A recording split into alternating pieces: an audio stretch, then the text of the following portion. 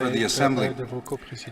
Just to let you know, we had been waiting for our drum group. The drum has arrived, so we will be getting started probably in about 5 minutes. So we'd like to call on all delegates that are out in the hall to join us in the Assembly room. We will be getting started very shortly. The drum group is here. They have arrived and they are just setting up, and we will get started with the grand entry. Thank you very much. We will be we'll be back shortly. Thank you. Adam, you want to call Darren Reitman up? Darren Reitman? If we can have Darren Reitman approach the podium. Again, Darren Reitman, if you're here, if we can have you please approach the podium. Miigwech. Thank you.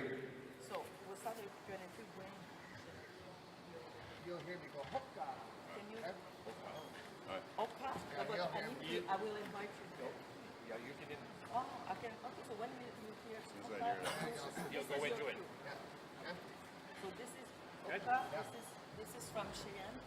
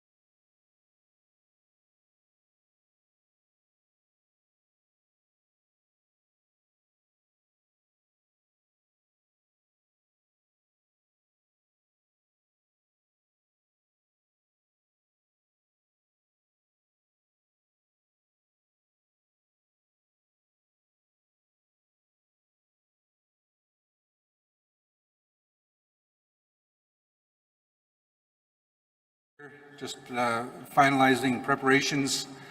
We will be having the grand entry.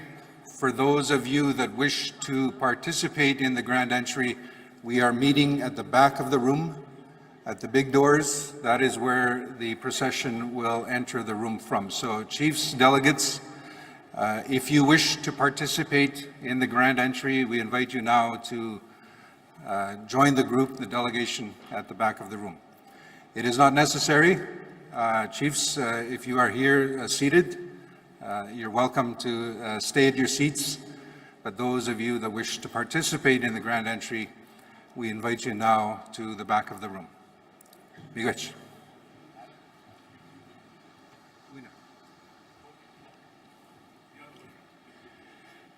Mina gwajim nawa bojo gidin nawa.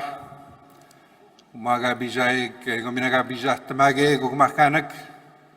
Wekchige gun gautas njiga deg mistahi tas njiga nayamagan. Ega kwekchdu njiga deg binma baytag jibachin gadeg jiem hanuk. Mando njiga gwejminch jawendang we njiga. Jinanachumens. Egumina jinigani tamagwe. Juimun segwe tas njiga. So, my name again is Adam Fiddler. Not the Jigabon is Nkaz. Na may been do dem nego zaganing donji. My traditional name is not the Jigabo. I come from the Sucker clan and then Shinu from Sandy Lake First Nation in Ontario. I know that not everyone speaks my Anshinimuan language. But I often say it helps keep me grounded when I speak in my language, and it helps calm my discussions.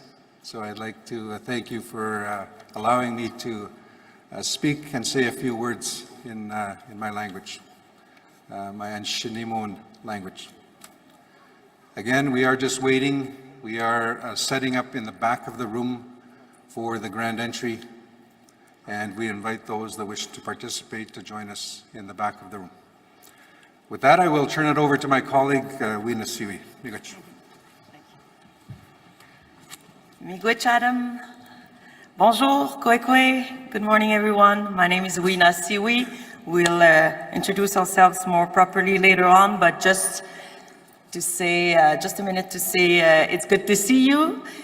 Either you're here in person or online. Welcome to our colleagues, sisters, brothers, chiefs, proxies, everyone that could not attend in person. We're glad to see you online. So on that, please make sure to take a headset in the back, because it's a bilingual French and English assembly of chiefs, and we will speak in French and in English. So if you're not perfectly bilingual, maybe a good idea to go and grab a headset in the back. The translation booth is just before me, just there in the back. So they also have the headset just beside them. So, bonjour, mon nom est Wina Siwi, je suis de la nation Huron-Wendat et de la Première Nation Anishinaabe Abitibi-Winni. Les deux sont situés dans la région du Québec. Je suis avocate et médiatrice et je suis impliquée depuis toujours dans les questions qui sont au cœur des droits et des intérêts des Premières Nations à travers l'île de la Tortue. On va commencer la grande entrée très bientôt. So please stay tuned. We'll be back pretty soon. Thank you very much.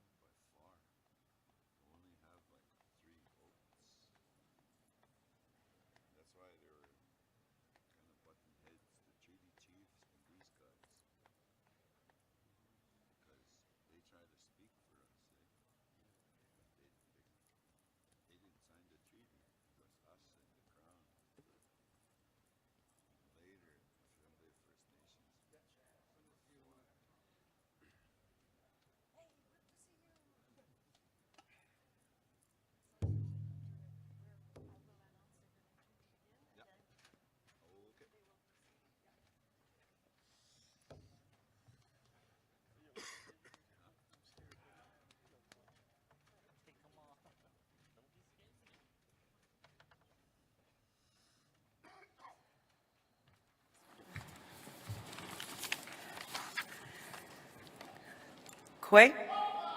We will now ask for the grand entry to begin.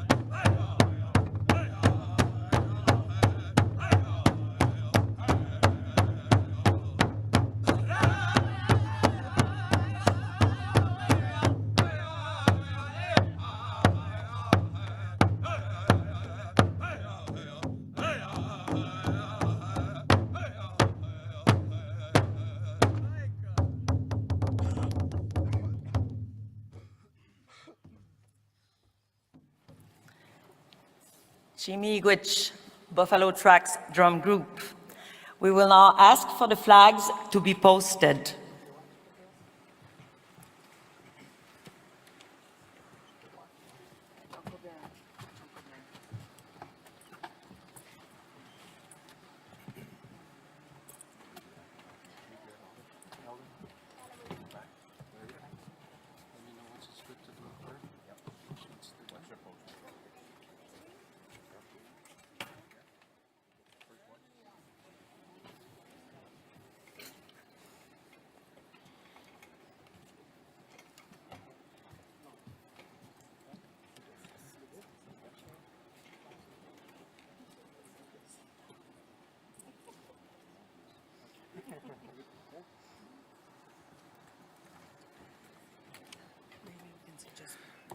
Miigwech, if you're able to remain standing, Miigwech, thank you.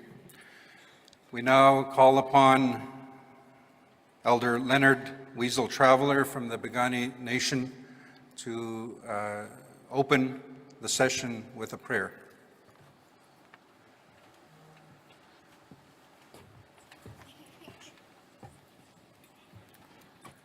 Haoki nikrokwa, tkonakshmachim. Yagochi Simachkata, Stibata Pup, Makukana, Isuka, Pissin, and no Kanuxin, Makukanan, Stoa, Pissin. I'm humbled and also honored to provide a prayer for this meeting today. As I was watching and looking at the people here, brought me back to the teaching of one of my elders. He emphasized how important our children are and that they are foremost in our agenda for responsibility, care, to provide them with everything that they need, that our children is the greatest gift that the Creator can give us, is children. And I look at that today and I see all the chiefs and everybody here that's represented. It's the children that have brought us together here. So my prayer here is for the chiefs and everybody that's here, to come together and come to a place with the thought and energy to have our children again to be considered as the most important gifts in our life. So my prayer today is for a good meeting, good discussions, and that the end result will be for the best interests of our children. And I know that there's been some people that come a long ways. I'll ask the Creator for blessings for your travels, for your safety, that you make it back to your home fires, and everything is successful here with this gathering. Ayos Jabat Pup, Ninnas Jabat Pup, Ninna Natus, Napiwa Natus. Ayo Noxikak Skochakit and Noxistikuisk, Noxikak Skochakina. Spummo Kinada Noxistikuisk. Amoxi Kinni Nex. Hanuma Homochi, Homochkanopia, Homchtomochpia. Yakokanas Sukapi, Kokanan Stoapi. Hanigumukta Chibuispia. Akokanadap Sukapi and Hanixk. Nuko Sinanix, Nisuko Sinanix, Hanikanomxikoispinan, Makokana Isuka Bishi, and no Kanoxin is Jabad Pup. Oginox Spumosamo Bitak, Dato Makinan, Ogigak Suka Piutapu Daxinik. Hanokana the Pakach to Samoxi Kininax and the Kakanas Sukapi. And they go to Suka Bispin, Hano, kanohsin, kimmu kinaan, kimmaa tuu kinaan istipäätä piuki. Hogi kanassa ippumaapi, kanassa saamitaapi, kanawanookaapi, kanaista pipukaista muukinaan, nahkoko kanaa piiksiiksi kaatuu pinaan se ippumaapi. Aksena mikä kanassa sukaapi, nahkoko kanaa ksuu ammut siis pinaan nohka ksiisti kuisk. Hän on kanohsin, ahkoko kanaan stoaapi. Hän sekin nohksinaan sätisti päätä piupi, kimmaa tuukinaan. Hogis pummuus piitaakin, hänekä näytäpsiin, hänekä mahkuksukaa pissiin, hän on kanohsin, spumstaadesti päätä piupi, kimma piipi, kimmaa tuukinaan, spummuukinaan. Hogi naa piusin, neistä otsimaani, kaamutaani ahsäätä piisin.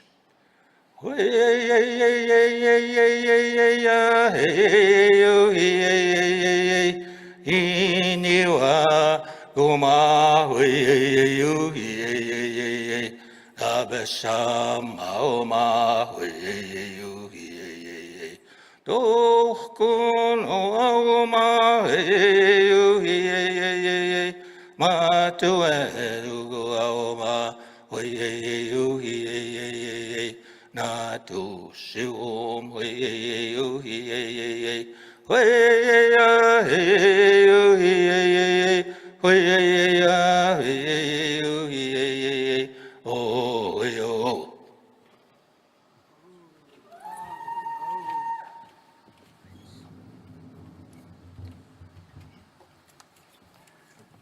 Thank you. Miigwech, you may be seated. So again, I'd like to acknowledge and say thank you to the Elder Leonard Weasel Traveler from the Piikani Nation for the opening prayer. I'd like to again acknowledge the drum for opening today's session in a good way. Miwe gwajim na agakina mwaga bijaik bojo ani tanse. Majugun na kum gaisek ma kwek kabdakshnyak. Egwanada jwega bonjin kaz. Na ben do dem nengo zaganing donji. Ego andan shinyo. Migani nes na kumyan na kumamando. Gagwech mamando jawendang we doesn't go and we mun sig manogam ka bijayak chigegon ga bendo doesn't make. So again, my English name is Adam Fiddler. I come from Sandy Lake First Nation in Northern Ontario. I am in Shinne.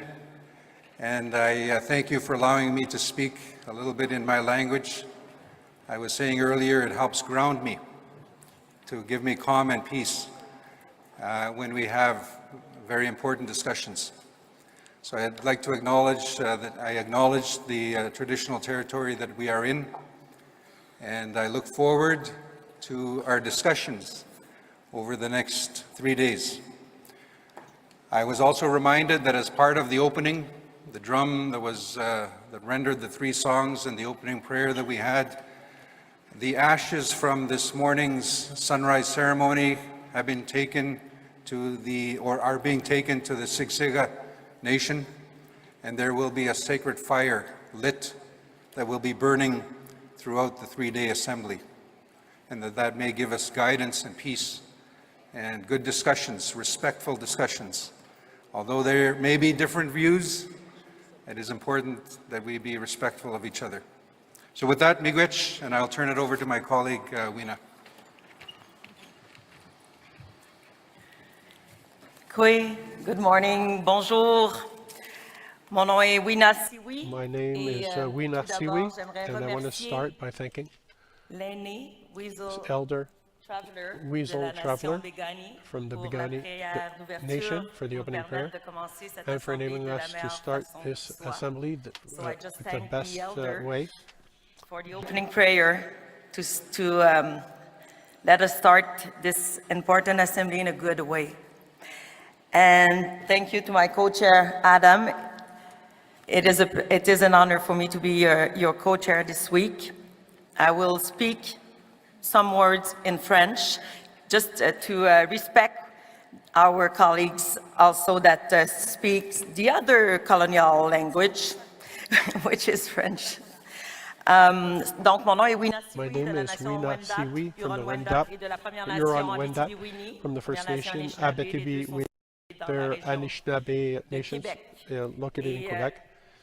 j'aimerais vous I want informer to qu'il y a inform des you casques d'écoute pour la that there traduction are simultanée qui se headsets trouvent à for l'arrière si vous simultaneous en avez translation besoin. that are in the back if you have any Et need. je suis avocate, I am a lawyer, médiatrice, mediator, et j'ai and co-présidé I différentes co-chaired assemblées de various l'Assemblée des Premières assemblies Nations. from C'est un the honneur pour moi Assembly of First et je fais Nations, tout mon meilleur pour and que vous puissiez repartir cette we semaine will hope avec le that you sentiment du leave travail accompli, this que vous week serez with fiers the de ce que feeling vous of aurez the accompli, job well done, dans le respect, dans in l'honneur respect, de with respect, l'ensemble de la délégation of the et entire de l'ensemble des delegation personnes qui se and trouvent of en all of the personne ou en people ligne. who are Sur ce, here moi, je vous in souhaite person or online. la So I bienvenue wish you ici, a great en welcome personne et en ligne. in person and And on online. that, I would now like to recognize the Treaty 7 territory, home to the Blackfoot Confederation, comprising the Siksika, Blood Kainai, and Piikani First Nations, the Tsuut'ina, and the Haʻi Nagoda Nations, including the Bearspaw, Chiniki, and Goodstoney First Nations. So, on that, I will now call this meeting order. So this meeting is now officially called to order at 9:32. And on that, we will now move on to the territorial welcome. And for that, we will now invite to the stage Chief Roy Whitney from the Tsuut'ina Nation. If you can please come and join us on the stage for the territorial welcome. Miigwech.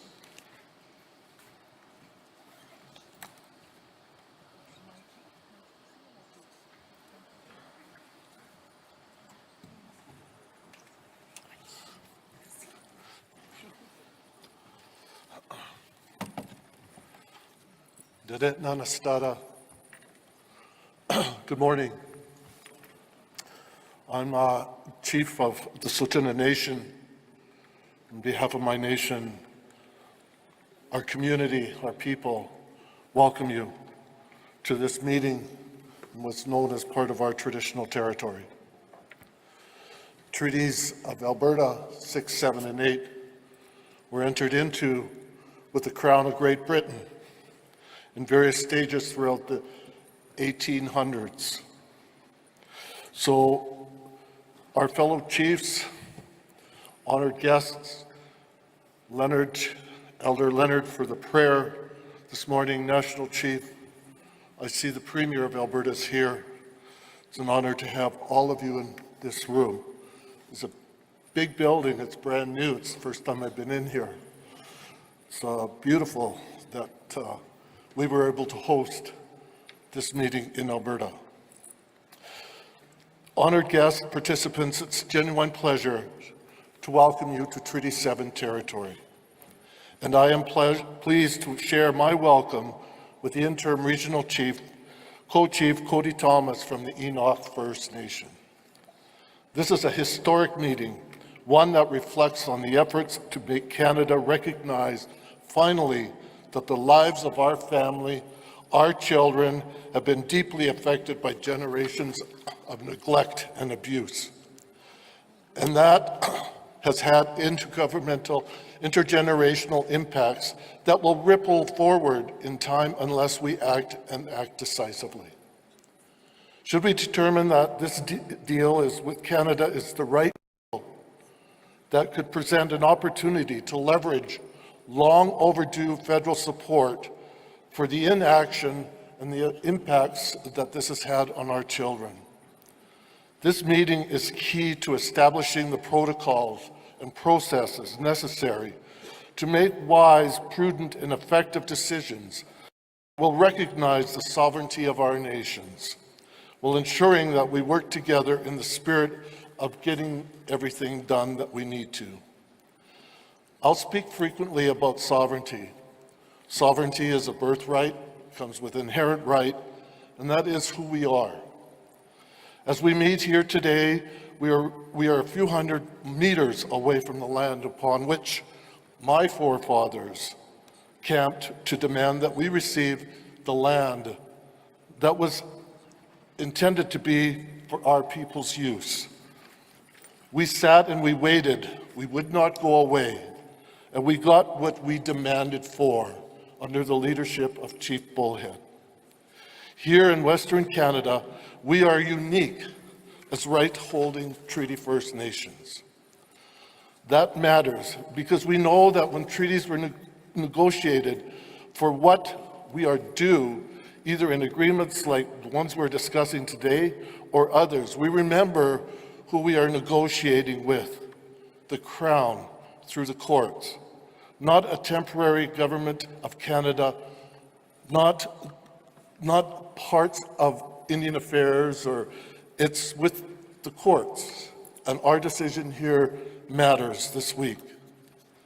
Even at this meeting, we'll ensure that all of you, I'm sure, will speak strongly for your First Nations in the need to act in a manner that will benefit sovereignty and reflect on our partnership as we do within Treaty 7. When Chief Bullhead recognized the sharing of the land through the treaty and that he and others fought for the land to the west of us today, that is our homeland. He fought to ensure that there was generations for the decisions that he made would benefit from down the future. And today, this is part of what we're dealing with, our youth, our young people, and those who have been impacted by the negativities, the actions of previous governments. Our sovereignty was recognized as part of our relationship with the Crown of Great Britain, but our focus comes from a commitment to look forward to generations. So as we meet, let us be guided by two visions. First, the commitment to our children and the memories of past children who suffered, who have lost lives, so that when we make a decision here today, remember the impacts of how that affected their families and still affects their families today. Maybe that's you and your parents or your grandparents or much farther back. Let them guide our work. Let there be a legacy for those people, for our people. And second, a desire to look forward beyond our lives and even our own children's lives to children of 7 generations from now. Let's ensure our work creates ripples that touch them and make their lives better. I'd like to thank you once again and welcome to Treaty 7 territory. On behalf of my colleagues, Chief Darcy Dixon, Chief Aaron Young, and Chief Clifford Poussette, I pray for the success in all that we discuss here today. Thank you.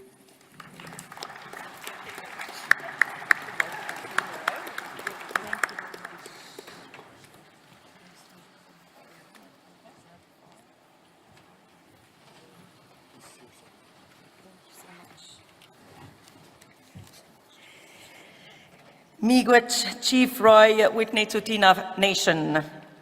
And on that, for another territorial welcome, I will invite Chief Troy Knowlton, Piikani Nation. Chief Knowlton, you're invited to join us on the stage for your territorial welcoming remarks.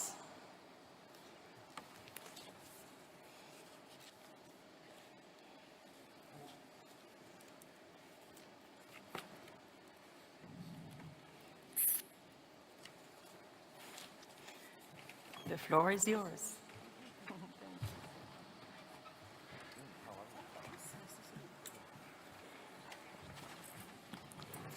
Hooky. Daamid skenaatini. Ja sto in ook kjai uitekaan. Stamstoutua Piikani. Ki tiksemaksin nog pinnaan. Kila sukapi kestun on stamstoutua muksi siksi keitsetapi itsahko. Good morning. My traditional name is Bearhead. I'm from the Piikani First Nation here in Alberta. My English name is Troy Bossman Knowlton. I welcome you here to the ancestral territory, Blackfoot Confederacy. We are part of the supplemental treaty, and it states in Ottawa, copy of the supplemental treaty number 7 between Her Majesty and the Blackfoot and other Indians.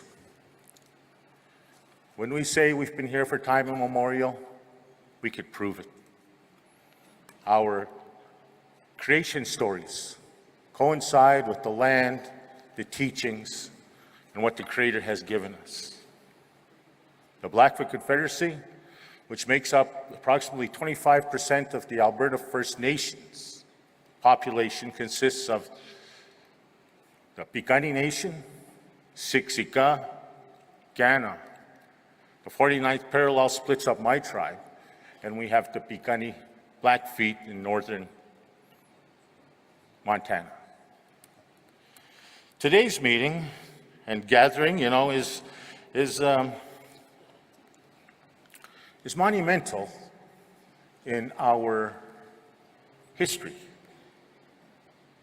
As I look around the room and I see all the First Nations here who are here representing their First Nations, their people, and their children, we've come together to find a common ground. We may not all agree. The votes may differ for whatever reasons we have. But at the end of the day, First Nations across Canada are stronger united than we are divided.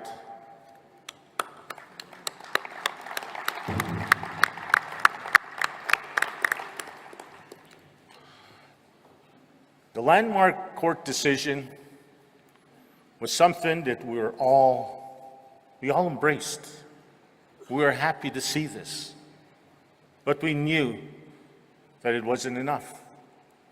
When we looked at the problems that we have on some of our bigger reserves here in Alberta and some of the smaller reserves in the far north, the problems are the same. But at times the funding was not adequate enough. And again, stated, although the reform is a substantial amount that's going to assist us, there's no doubt about it. It ought to be more. For every one of you chiefs here,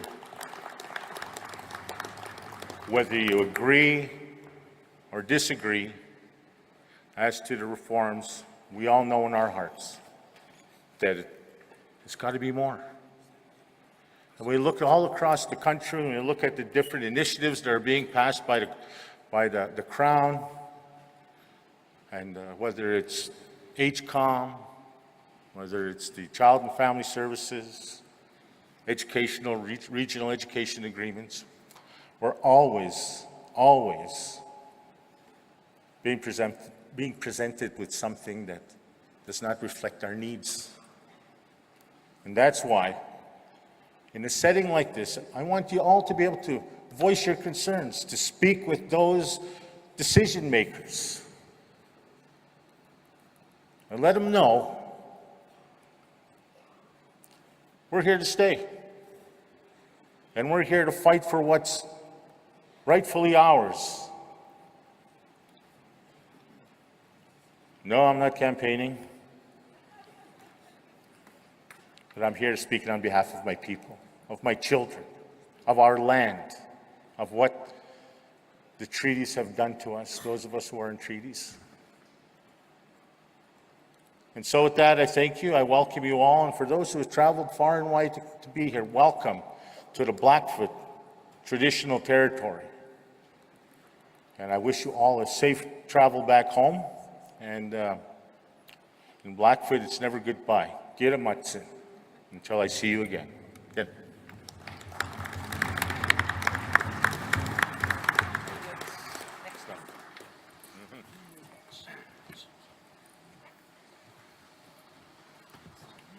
Thank you, Miigwech, to Chief Troy Knowlton from the Piikani Nation.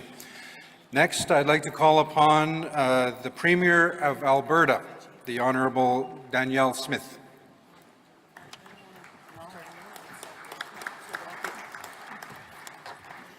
Well, thank you, Adam, for the kind introduction. I want to acknowledge and thank the elders and the drummers for their ceremony this morning and for starting us off on a good way.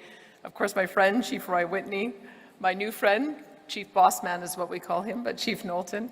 I also have my Indigenous Affairs Minister, Rick Wilson, who's going to be spending some time with you today. And it is a privilege to be here today at the Assembly of First Nations Special Chiefs Assembly. And I'm deeply grateful for this opportunity to speak to you about the unique relationship that Alberta shares with First Nations. Let me start by saying we acknowledge we are on the traditional territory of Treaty 7 in the Blackfoot Confederacy, and the many First Nations who have lived and cared for these lands for generations. We are grateful for the traditional knowledge keepers and elders who are still with us today and those who have gone before us. You may be interested to know that we start each week in the Alberta Legislature with a land acknowledgement much like this, right after the singing of O Canada. And we do this because we recognize how important it is for the provincial level of government to be mindful of the relationships with Indigenous peoples in all of our lawmaking. And we recognize the important work being done by AFN to advocate for your members and their communities. Yesterday, I had the great privilege of meeting with National Chief Cindy Woodhouse Nepinak, and we had a very meaningful and productive conversation. And I know that you're going to have some important discussions on a very serious subject matter that you'll be deliberating over the next 3 days. Like all of you, Alberta is deeply committed to the welfare of children. In a very real sense, they represent our future. One of the most serious responsibilities is for us to ensure that our children grow up in environments that protect their safety and nurture their potential. The agreement AFN has reached with the federal government on long-term reform of the First Nations Child and Family Services Program is significant and timely. We understand and support the need for Indigenous children in care to remain in their communities and stay connected to their cultures. And we remain committed to working with First Nations and the federal government when requests to enter into coordination agreements are received from First Nations in Alberta. National Chief Cindy Woodhouse Nepinak and I also spoke about the importance of First Nations policing, and we are united in our commitment to establish First Nations policing as an essential service in First Nations communities. Together, we called on the federal government to move forward on their commitment to implement amendments to the First Nations and Inuit policing program that would commit sustainable and predictable funding for the First Nations-led law enforcement. And just a couple of weeks ago, on September 30th, people from all across Alberta wore orange shirts and participated in recognizing National Day for Truth and Reconciliation. It's a day for us to come together and reflect on the history and legacy of residential schools and start striving towards reconciliation. My minister likes to call it reconciliation. Last year, we were very pleased to open up the Reconciliation Garden and Monument. This garden and monument are meaningful and heartfelt symbols of Alberta's commitment to reconciliation with First Nations. There were more federal residential schools in Alberta than in any other province in Canada. That's why it's so important that we place this monument and garden right on Alberta's legislature grounds for reflection and for a call to action. Reconciliation is an ongoing journey, and it requires continuous effort and collaboration. One immediate priority for the Alberta government is addressing the ongoing crisis of missing and murdered Indigenous women, girls, and Two-Spirit Plus people through the Premier's Council on Missing and Murdered Indigenous Women and Girls. The Council is working across ministries in our government to provide advice on the changes needed to make Alberta a safer place for everyone. And we're also striving to make Alberta a healthier place for everyone. One way we're doing that is by partnering with Enoch, Tutina, Kainai, and Sitka on building recovery communities on reserve to help with the treatment of the deadly disease of addiction, incorporating Indigenous traditional practices to create a healing pathway to restored health. Our government is also committed to working alongside First Nations community to seize the opportunities that lie ahead. And that includes seeing First Nations people in the economy and at the ownership table, sitting as partners in projects and assets that create wealth and opportunity for generations to come. To enable that, our government pioneered a practical approach by creating the Alberta Indigenous Opportunities Corporation, the first organization of its kind in Canada, to provide loan guarantees to Indigenous communities to purchase equity in high-value money-making projects. The AIOC is designed to be a game changer for economic reconciliation. It's about ensuring Indigenous peoples are active at every level of the economy as owners and workers and partners. And it's working. In its first 4 years, the AIOC has provided more than $680 million in loan guarantees to 42 Indigenous communities. And we recently tripled the AIOC's loan guarantee capacity to $3 billion, so even more opportunities can be pursued. Coupled with our Alberta Indigenous Investment Fund, which provides grants of up to $750,000 for community-based economic development projects, we are seeing some heartwarming successes, and I hope you'll be able to talk to Minister Wilson about some of those. But these are just some of the ways that our government is collaborating with First Nations partners to right the wrongs of the past and to find innovative and culturally appropriate ways forward. I'm so grateful to First Nations leaders and elders who've shared their advice and guidance so freely with us as we strive to forge a path forward with reconciliation. Together we can create a future where every child has the opportunity to thrive, where families are supported, and where communities are empowered. I want to thank you once again for giving me the opportunity to speak to you today, and I wish you a successful special assembly as you gather to deliberate this historic agreement. Thank you.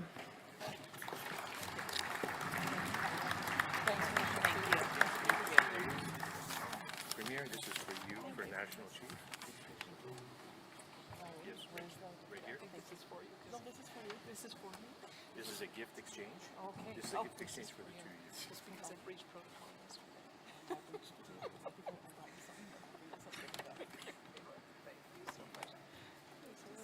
Yeah, you bet. Good to see you.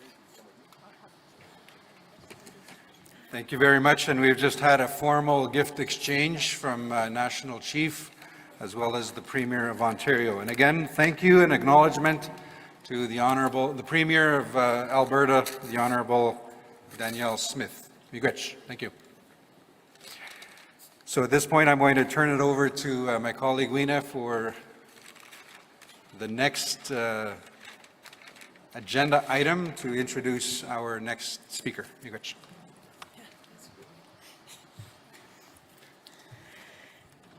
Miigwech, Adam. So on that, we are moving on to the next agenda item, which is the opening address from National Chief Cindy Woodhouse Nepinak. On that, I'm turning the floor over to you, National Chief.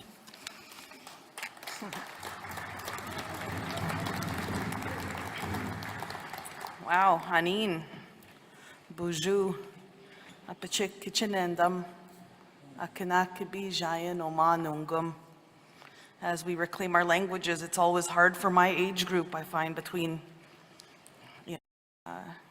50 and younger, that for some reason, we've kind of been, my parents are so fluent, and I'm just starting to learn again. And even though I grew up in my community, and I grew up hearing the language from my grandmother, I'm so thankful for that. But I know all of us have lots of work to do as we begin to reclaim our languages. And as these little ones, that we give them back their language. And I know that our elders are here, and I lift you all up in a good way. Miigwech, bonjour, and hello to all the chiefs, grand chiefs, hereditary chiefs, proxies, elders, see many counselors in the crowd, youth, and all the participants that are here today. We greet everyone, and we acknowledge and hold up the drum, the eagle staff, and all the ceremonial items. I also want to lift up all the elders that have been praying, that do pray for us, all of us that are on the front lines doing this work. Miigwech to our elders, because we feel it. Sometimes when we're locked in discussions like we will kind of be from time to time, that we feel your prayers and your guidance comes through. So miigwech to the drum group, Buffalo Tracks, Knowledge Keeper, Leonard Weasel Traveler for the opening prayer. And we acknowledge and we welcome all chiefs, council members, elders, proxies, and government officials who are here with us today. We acknowledge and thank Chief Troy Knowlton from the Piikani Nation, Chief Roy Whitney of the Tsuut'ina First Nation. We are all thankful and we acknowledge that we are gathered on Treaty 7 territory, but we also recognize the historic treaties of number 6, 7, and 8 that cover the whole of the Alberta region. We are thankful that we were able to reschedule the assembly, and we had originally planned for in Treaty 1 territory, now come to Treaty 7 territory. So we're happy to be here today, and we look forward to being there we look forward to the assembly in 2025 will be in Winnipeg, Manitoba, because we owe them that assembly. And so Chief Willie Moore, a new regional chief, we lift you up in a good way, and I hope you're ready to welcome all of us to your territory. Welcome to the Assembly of First Nations Special Chiefs Assembly. In addition to the chiefs and proxies that are present, we would like to recognize First Nations and proxies and chiefs and Canadians that are watching online. There's many people from across this country that are tuned in. Of course, we also want to thank the media for attending and covering this important event. And of course, the Assembly of First Nations staff, regional staff. It takes a lot of people to bring this together, and I want to lift you all up. They have been going flat out over the past 10 months since my election in December, and especially over the past few months to put this Special Chiefs Assembly together. It is my honor to be with you as your National Chief on this historic occasion.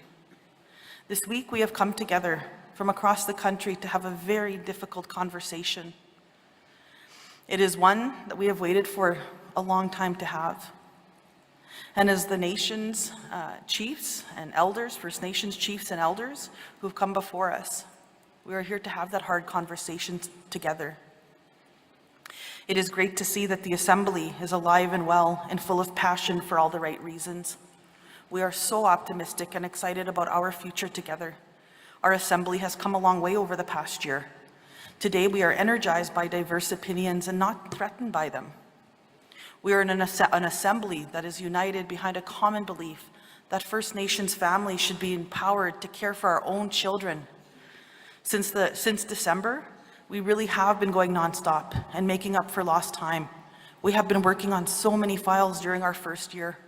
The infrastructure gap, we see how high that is, $349 billion we need in investments, in housing, in clean water, in the calls for justice, the calls for action on economic reconciliation and policing.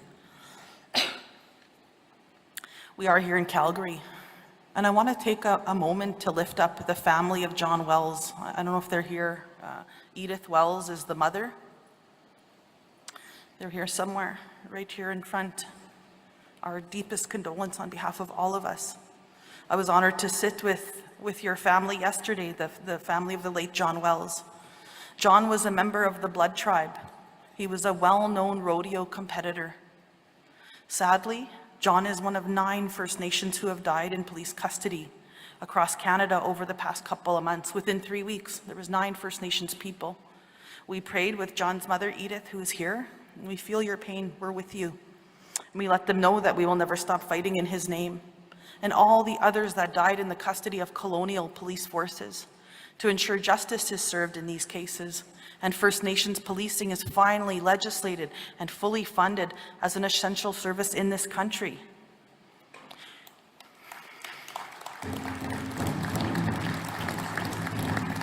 Thank you. Thank you to the Wells family. We all love you. And he's got a grieving mother. And if you see her today, please send her love and send her prayers. This family needs our support. We could be talking about many issues today, but this assembly is focused exclusively on our precious resource, our children. As the first mother to be a national chief, I know it is going to be one of the most important and passionate discussions that we will ever have with each other, because it's about our kids that continue to be taken off reserve, away from our language, away from our culture, away from our families, away from our mothers, our fathers, from their grandparents, from their aunts, their uncles, their brothers, their sisters, their cousins, most importantly, their community. For too many years, we have been fighting in the courts to fix a racist child welfare system that picked up right where residential schools left off. And because of our unity in this fight for justice, we reached a historic turning point last year with what was at the time the largest compensation in the history of this country. And we want to lift up all those leaders that have paved the way for this moment to happen. Excuse me. We think of former National Chief Phil Fontaine, who I'm so happy will be joining us this week. And we think of the late Grand Chief Merrick, who passed away so suddenly last month. With her last breath, she was fighting for justice for her people, for our people, and her spirit is with us here. We think of Dr. Cindy Blackstock. Thank you for your tireless advocacy and your passion for the well-being of First Nations children. We think of Chief Ed John for his leadership on the United Nations Declaration.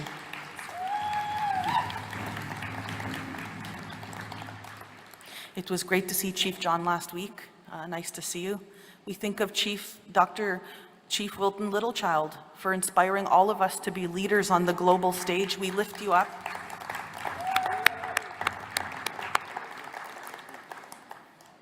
And we think of the representative plaintiffs. We all owe a debt of gratitude to them for their resilience through this process. They have been pillars of strength for the thousands of children who experience discrimination. We gathered together at the Forks in Winnipeg in June to mark the federal court's final approval of a distribution protocol, which will allow for compensation to start rolling out over the next few months. Please join me in thanking some of the plaintiffs that are here. Where's our plaintiffs? Melissa, Ashley Bach,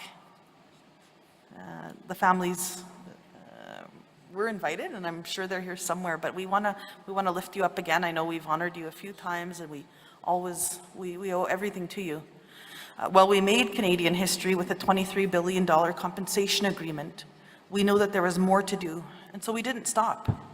Earlier this year, we secured a commitment from the Prime Minister for a formal apology in the House of Commons, and that is a priority for next week. After this meeting, I'll be back in Ottawa, making sure that we lobby to get that right, that we get that right for your people, for your families. In February, we celebrated a historic victory at the Supreme Court on the constitutionality of Canada's Act regarding First Nations children, youth, and families. And we lift up National Chief Perry Bellegarde for his leadership in getting that act done. With their ruling in February, the Supreme Court acknowledged Canada's Constitution allows pathways to recognize First Nations' inherent rights. For too long, the provinces and the Territorial held up or obstructed this recognition. Now they must acknowledge First Nations jurisdiction and the necessary paramountcy of our laws, because it was not always like this for our children. Canadians need to be reminded that problems with the First Nations child welfare did not start with us. We didn't start it. That this was something that was done to us. Prior to contact, First Nations since time immemorial have kept our children well and healthy, balanced with the land, with our language, with our waters. It has only been since the time of residential schools, day schools, the 60 Scoop, that we have seen the horrific assault on First Nations women and children through the child welfare system. It's a sad situation, and I want to say to all Canadians watching that any time you see a First Nations person struggling off reserve in any major Canadian city in this country, you should know that they most likely come from that broken system. And that's wrong, and it's a black eye in this country.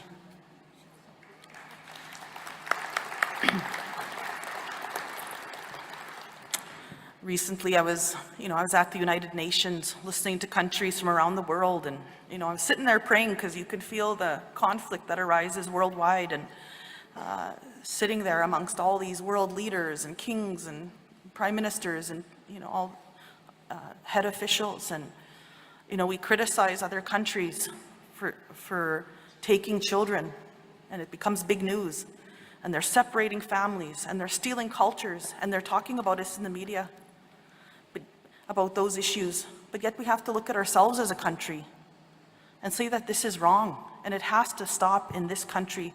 We want Canadians to support First Nations in this change, and I believe the vast majority do. We have a lot of allies out there. But it's also not an easy discussion to have. So we are thankful that we are here having this hard discussion together. We know it will be emotional, but we are all here to support each other, to see this through together and come out of this Special Chiefs Assembly united for our kids and our grandkids and their grandkids. And we want to take our time to thank, I want to take this time as well, I have 3 children at home, and I want to thank my own kids, Jade, Kyler, and Colt, for their love. There's not a day that goes by that they don't inspire me to work harder for First Nations children across this country. I went to day school. I don't ever want them to go to day school. I don't want them to experience that. Because of what we had went through, we do estimate that 300,000 First Nations are directly affected in the compensation. That means every single family has been harmed by the racist child welfare system one way or another. That is why, as significant as the Supreme Court's February decision was on jurisdiction, it left outstanding issues regarding implementation of the Act. Sustainable funding remained unaddressed. We had $19 billion for reforms, but we needed more, because without this, the promise of the Act will not be realized. So we did not stop in February.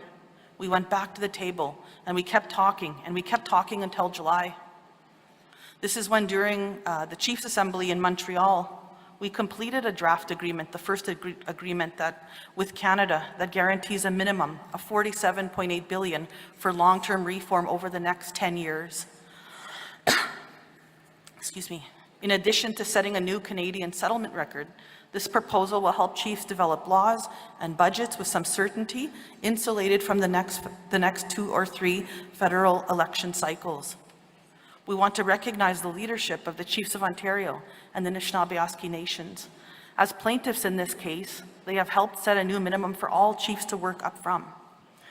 Chiefs, now it's the time to really occupy this space, to create your own laws. I know that this is the program here. This should be a building block from it. Creating your own laws, your own jurisdiction, your own ways should be the end goal of this, and this should just be the starting point. For generations, provincial and federal governments imposed colonial laws to redefine us. Now we can define ourselves. Everywhere we have traveled, I've traveled in my first 10 months, chiefs are saying it is time to empower First Nations families, to care for our own children. We hear constantly that it's time to put First Nations in charge once and for all. So that is what we are here trying to accomplish with the draft agreement chiefs are voting on this week. We have secured the money, we have negotiated control. It's now your choice. A choice to exert your jurisdiction and authority as First Nations rights holders, a choice for self-determination, and a choice to look after First Nations children based on prevention and keeping them in healthy, happy First Nations homes. The historic funding in this agreement provides rights holders with resources to fully invest in child welfare program that prioritizes prevention instead of rewarding apprehension. Today we have a system that caps prevention funding, but places virtually no limit on spending for lawyers and agencies managing removals. I seen a terrible table last week, and it made my heart hurt, knowing that last year alone, we had the most First Nation kids in care in our history, more than at the time of, we talk about residential schools, but last year alone we had the most in care across this entire country. Status quo is not working, folks. We all know situations where they take a First Nations child from a young woman or family struggling with poverty because of systemic racism in this country. They take this innocent child from the community to another family with all the resources attached. They buy them food. They make sure they have a home. They make sure they have all the services that they need. Why don't we do that for First Nations caregivers to prevent the problem in the first place? First Nations mothers and fathers, that's what we should be doing.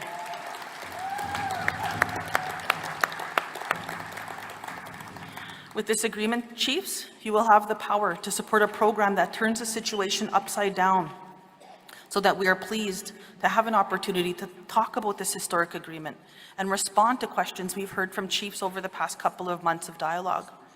First, we want to stress that this $47.8 billion in this agreement represents a floor to fight from, because we know unfinished business remains, including Jordan's principle. This agreement also does not address discrimination against children living off reserve or failures of provincial governments. Provincial governments have a lot to account for, and chiefs, you cannot let them off the hook. They cannot be left off the hook in perpetuating this discriminatory system against our kids.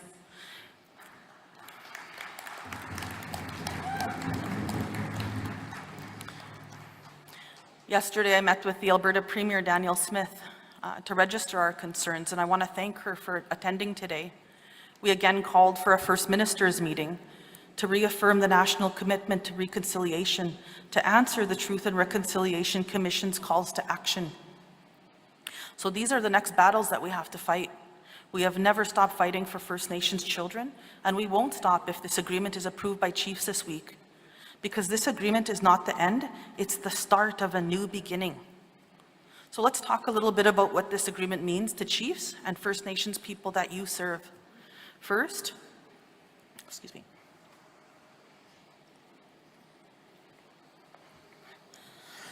Excuse me. First, the agreement means a lot more money coming into the system quickly. For example, BC First Nations will receive $1.9 billion under the agreement between 2025 and 2029, a 50% increase from current funding levels. This does not include other federal investments in housing and capital. Manitoba First Nations will receive $2.8 billion between 2025 and 2029, a 58% increase. And with the new remoteness formula in place, Yukon First Nations will receive a 70% increase between 2025 and 2029. These are just a few examples, but every province and territory is going up by at least 30% over the first 5 years. This may increase after the 4-year funding review we have built into this agreement.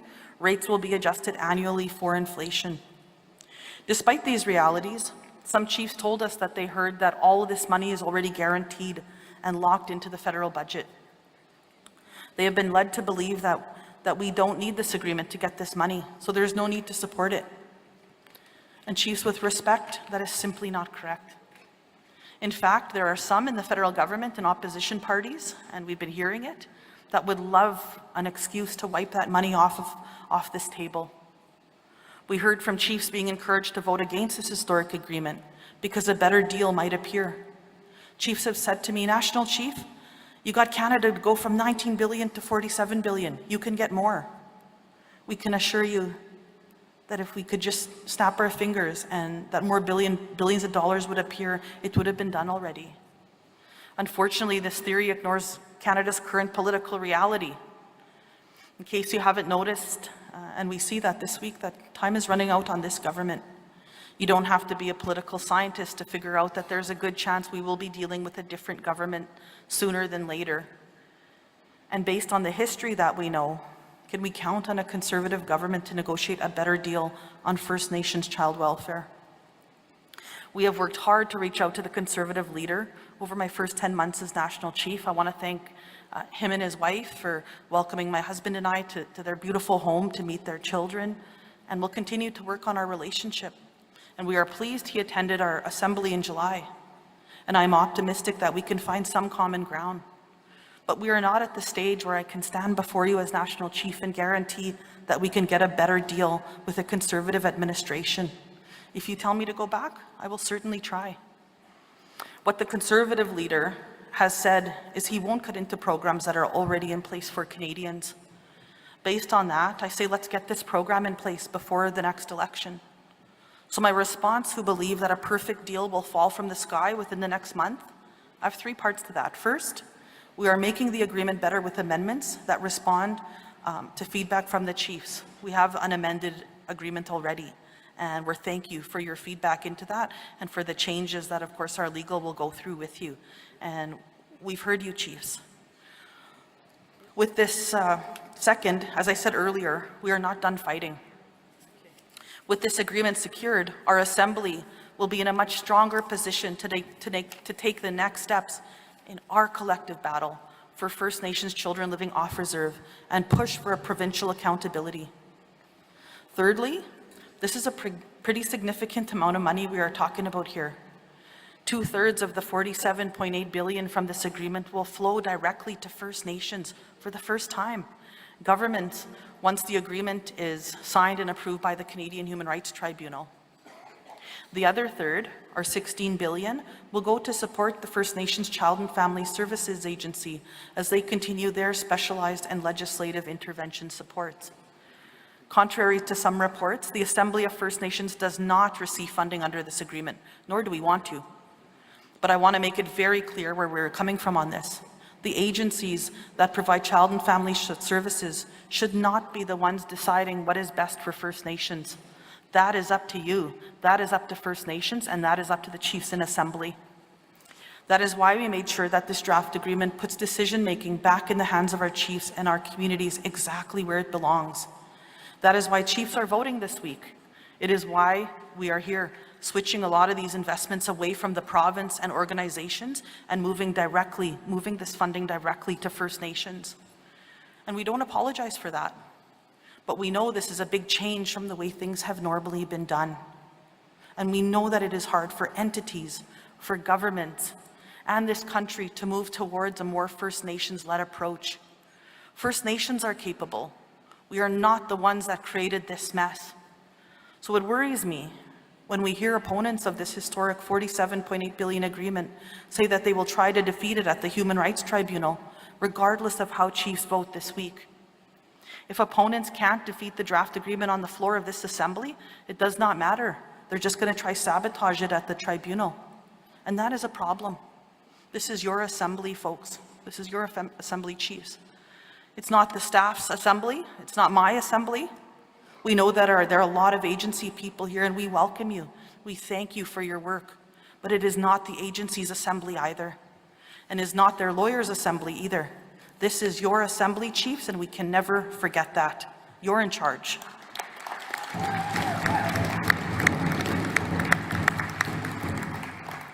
The reality is, if chiefs vote for this agreement, the rights holders will have all the tools and flexibility to do what they think is best, to address areas where more resources are required. No First Nation will lose anything in this agreement. As Shania Twain says, we can only go up from here.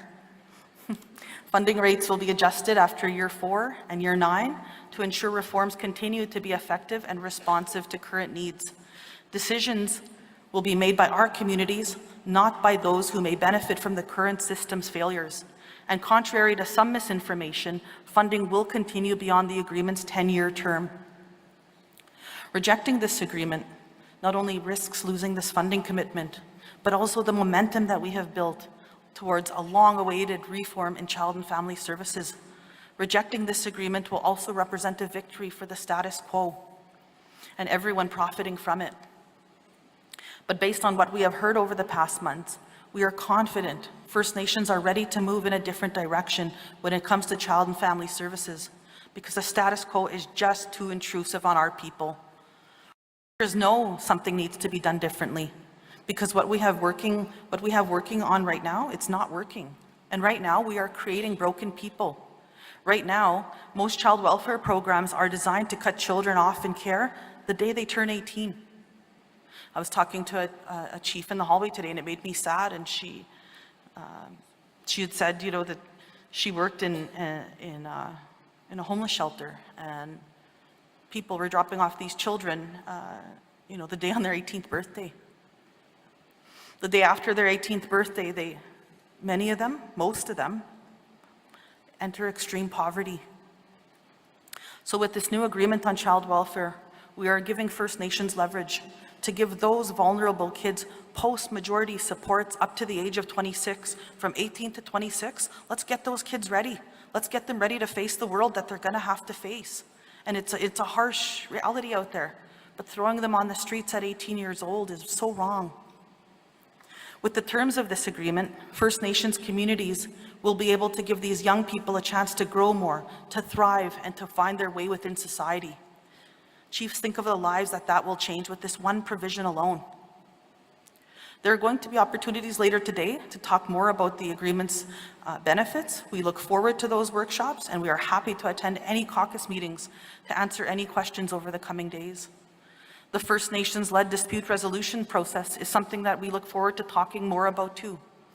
But before I conclude, I want to touch on some changes we are proposing in response to feedback from chiefs. We were the first to acknowledge in July that this draft agreement was not perfect. This is where the dialogue we have been having with chiefs across the country for the past 2 months has been so important. First, I want to thank chiefs, councillors, and elders that have been spending hours in meetings going through this agreement over the summer and the fall, for participating in meaningful dialogue and giving us back feedback. This is the AFN at its best, and we thank you. We thank you for that. We have been honored to be invited by many chiefs and communities to visit and talk about this very difficult issue. And as I said, they're not easy conversations. Last week, we were talking to chiefs in Manitoba and in Alberta, in British Columbia. Last month, we met with chiefs in Shuswap, Nicola Valley, and the Okanagan in BC. We want to lift up Chief Manuel for welcoming us into your territory and arranging a wonderful meeting of grandmothers from the territory. I think the elders are here. We welcome you, grandmothers, and thank you for your support on this agreement. These discussions with elders are so important, and we are grateful for that wisdom. We had meaningful meetings in Saskatchewan. We want to lift up the chiefs in Treaty 6 and Treaty 4 for welcoming us to your territory. We have heard you loud and clear on regional representation, and we have fixed that with the amended agreement. You will be in charge. We had Zoom calls with Yukon chiefs and met personally with Dene chiefs from the Northern Territory. We want to thank Regional Chief Kluani Adamak and the Yukon Grand Chief Peter Johnson for the invitation earlier this month. It was great to hear from Dene National Chief and Regional Chief George Mackenzie. I think this is his first assembly as well. If you can give a little wave. Congratulations, Grand Chief, Dene Grand Chief. And we offer our support to the Dene Nation. I know that we have some issues to work out, but we look forward to working with you. As their nation, they need to, as they've been excluded on this agreement, we call on the Government of Canada to come to the table. And I know that they've been here waiting, and I'm thankful that you're going to speak today and work with our nations in the Northwest Territories on this important reform. And we thank you for your strong advocacy and your support. We remember starting out our national dialogue in the Atlantic region. We want to lift up Regional Chief Paul, who's here, and former National Chief and current Regional Chief, who just got re-elected by acclamation last week, Chief Bernard. We lift you up for helping to put these first sessions together, and Chief Mitchell for his leadership in Newfoundland. We've had the privilege of visiting with Millbrook First Nation in Nova Scotia, and we extend our gratitude to their leadership for welcoming us to their ancestral and unceded territory of the Mi'kmaq people. When we talked about this agreement, it was clear to me chiefs were feeling overwhelmed. They agreed it was time for First Nations to take control. They agreed First Nations are best to look after our children, but they needed more time to absorb the information they were receiving. There was a lot floating around. Shortly after, we went to a full-day engagement session on the Huron-Wendat Nation in Quebec. My special thanks to Elder Edith Picard for her prayers, and to the AFN Regional Chief Ghislain Picard for your leadership. 1 week later, we met with the Manitoba Chiefs, and they said that they wanted to support the agreement, but there was a lot of questions, and they needed to know the numbers first. I want to thank Regional Chief Willie Moore and the Manitoba Chiefs for their guidance through this process. You have always been there for me, and I greatly appreciate it. While many chiefs said they were eager to move ahead, supporting the agreement and taking the next important step to turn this racist system upside down, too many said they needed more time. So I'm so glad that we listened and we announced our plans to move the Special Chiefs Assembly to this week instead of in September. We want to recognize the National Executive, the Regional Chiefs, for your leadership on this. In addition to more time for chiefs to review the agreement and provide their thoughts, this extra month has given us a chance to circulate financial projections and improve the original draft to reflect suggestions received. These were translated and circulated to chiefs last week. These are now part of the agreement. And we traveled through the Atlantic, BC, and the West. It became clear the lack of regional representation on the agreement's important implementation committee was something that we needed to correct. That has been done, and we thank the chiefs for your advocacy. Specifically, we are proposing to include 1 seat for each region on the agreement's important Reform Implementation Committee. The amended agreement also includes a commitment from Canada to consider statutory funding after the 10-year deal expires, and a clause that protects First Nations from liability for any actions that preceded a transfer. Altogether, there are 10 improvements being proposed, including the new provisions for the majority funding I talked about earlier. We expect we will receive more in the sessions later today and have set extra time aside this evening for chiefs if needed. While no deal will be perfect, Let's never lose sight about what this work is all about. It's about seizing this opportunity for our children, our future, to ensure the needs of First Nations children are met now and in the future. So let's support this agreement and be united in our next battle for the health and well-being of First Nations children and families. First Nations children live in off-reserve and waiting for us. Jordan's principle is incomplete, and we have to get back to the table on that. And the provinces need to be held to account. There is much work ahead, but united, we can do anything. We believe the terms and agreement, guaranteed funding in this agreement, represent the most significant steps we have ever taken to give control of First Nations, of child welfare back to First Nations. Chief, I know you try as hard as you can to work and to get as much good work done as you can in the short time that you have. And there are always going to be detractors to say you didn't do enough. But sometimes we need to take the resources we have and stop the damage. We can't have our grandparents spending their pension checks to support their grandchildren anymore. We need to support them. This is not acceptable. Sometimes we need to disrupt the status quo to help our people heal, and only we can heal us. And it needs to start now. We can do a lot with these investments. What you can do for your community with these resources. What can we do this week for our children? We could be strong. We could be proud. So vote yes to a brighter future for our First Nations children. Chimigwech, thank you so much.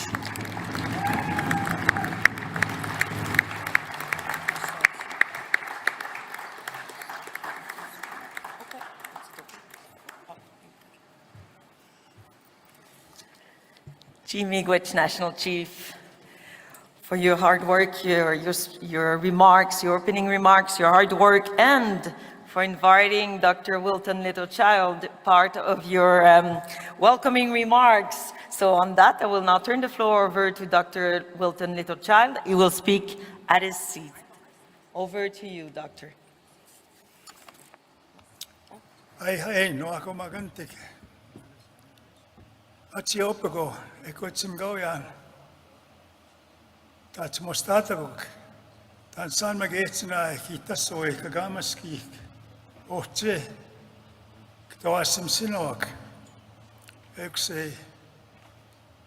Tatamhina o ang geto alay nil mawi kapsisota. Tapikskoan. Thank you very much and good morning to all delegations. And I'd like to take the seat from a parent, grandparent, and a great-grandparent to reflect on an instruction that we received from our elders some time ago when they said, go where there's no path and leave a trail for someone else. And in that regard, I want to pay tribute to the Maskochis Cree Nations who have allowed me to share this journey. The journey I'm going to briefly touch on is the international journey. And on reflection, I remember being at a meeting and the Committee on the Rights of the Child was going to meet in Geneva. And they wanted to address the rights of Indigenous children. And the question came to the floor of who's going to go. So they looked around the room, they looked, and then they said, there's only one little child in the room, you go. So I went to Geneva on September 19th, 2003, to address the Committee on the Rights of the Child, to recognize and not only implement but enforce the rights of Indigenous children that were being disregarded. So from that day, with the help of the Maskochis Cree, we argued for the rights of the Indigenous child. We hear often that every child matters, and today is the greatest symbol, in my view, of that saying.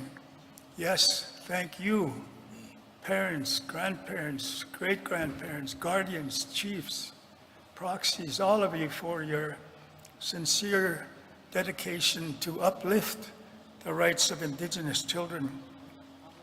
In 1980-81, we went to court in London, England, to stop Canada from patriating the Constitution unless and until treaty rights were included and Aboriginal rights.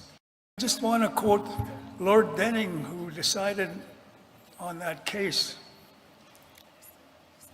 in those 2 years of battle in London.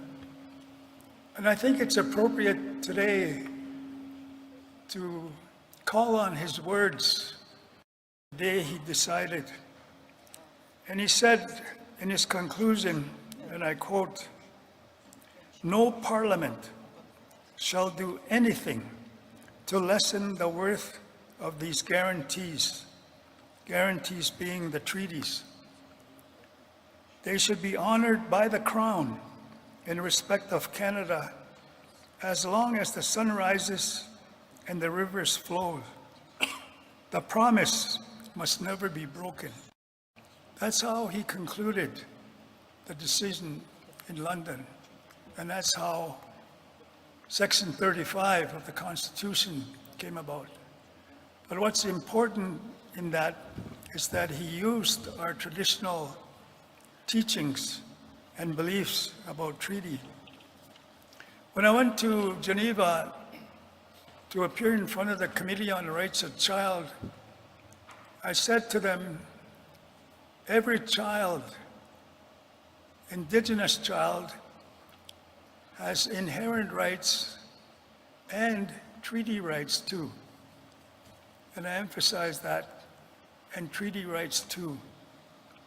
So when we look at the task in front of us, I quickly looked at the UN Declaration on the Rights of Indigenous Peoples. There are 2 preambular paragraphs that directly focus us on the rights of the child, the Convention on Rights of the Child, and there are articles. And I'm very happy and honored that you would recognize those in your principles in this proposed settlement.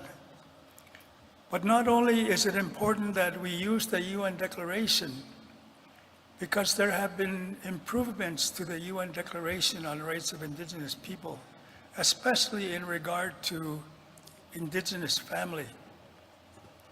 I think we need to look now at the success we had after 12 years of ongoing battle after the UN Declaration to secure in the OAS, the Organization of American States Declaration, 4 improvements to the UN Declaration.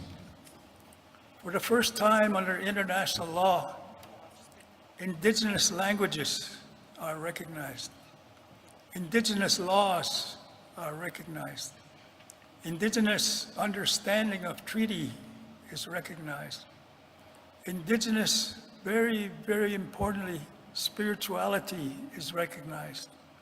And lastly, appropriate to our discussions today, is for the first time under international law, Indigenous family is recognized. The notion that we have, for example, of an extended family is recognized. And I want to share with you not only that the UN Declaration, the Convention on Rights of the Child, which by the way was improved on by Common Number 11.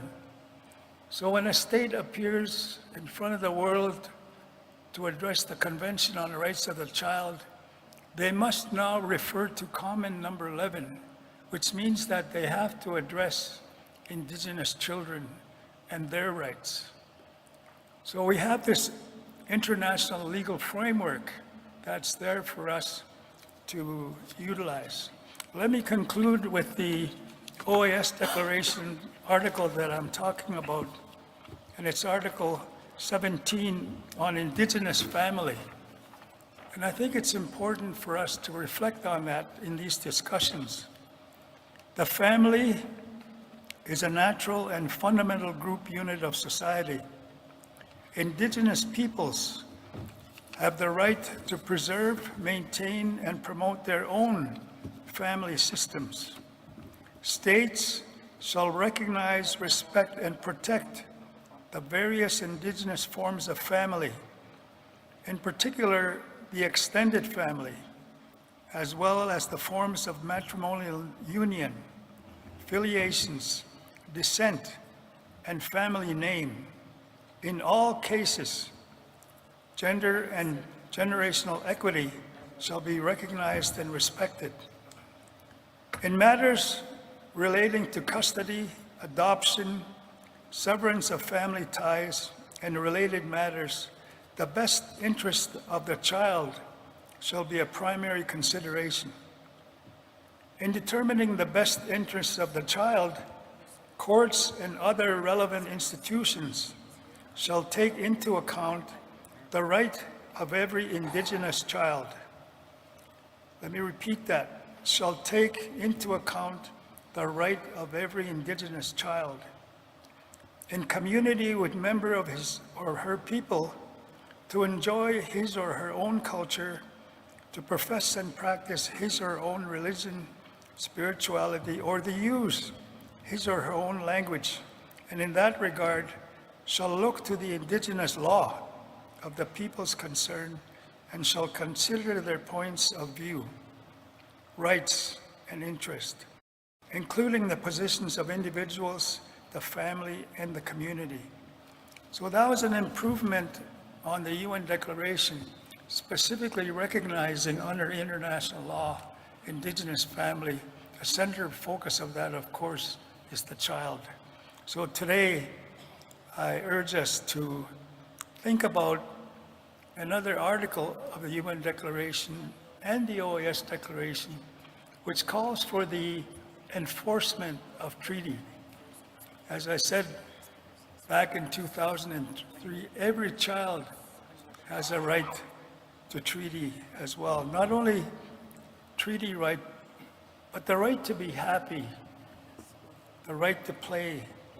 And these are the implementations that we're considering today by using this new forum that we're talking about. So in conclusion, I would remind us of another elders, spiritual leaders, reminder that our children are a sacred bundle.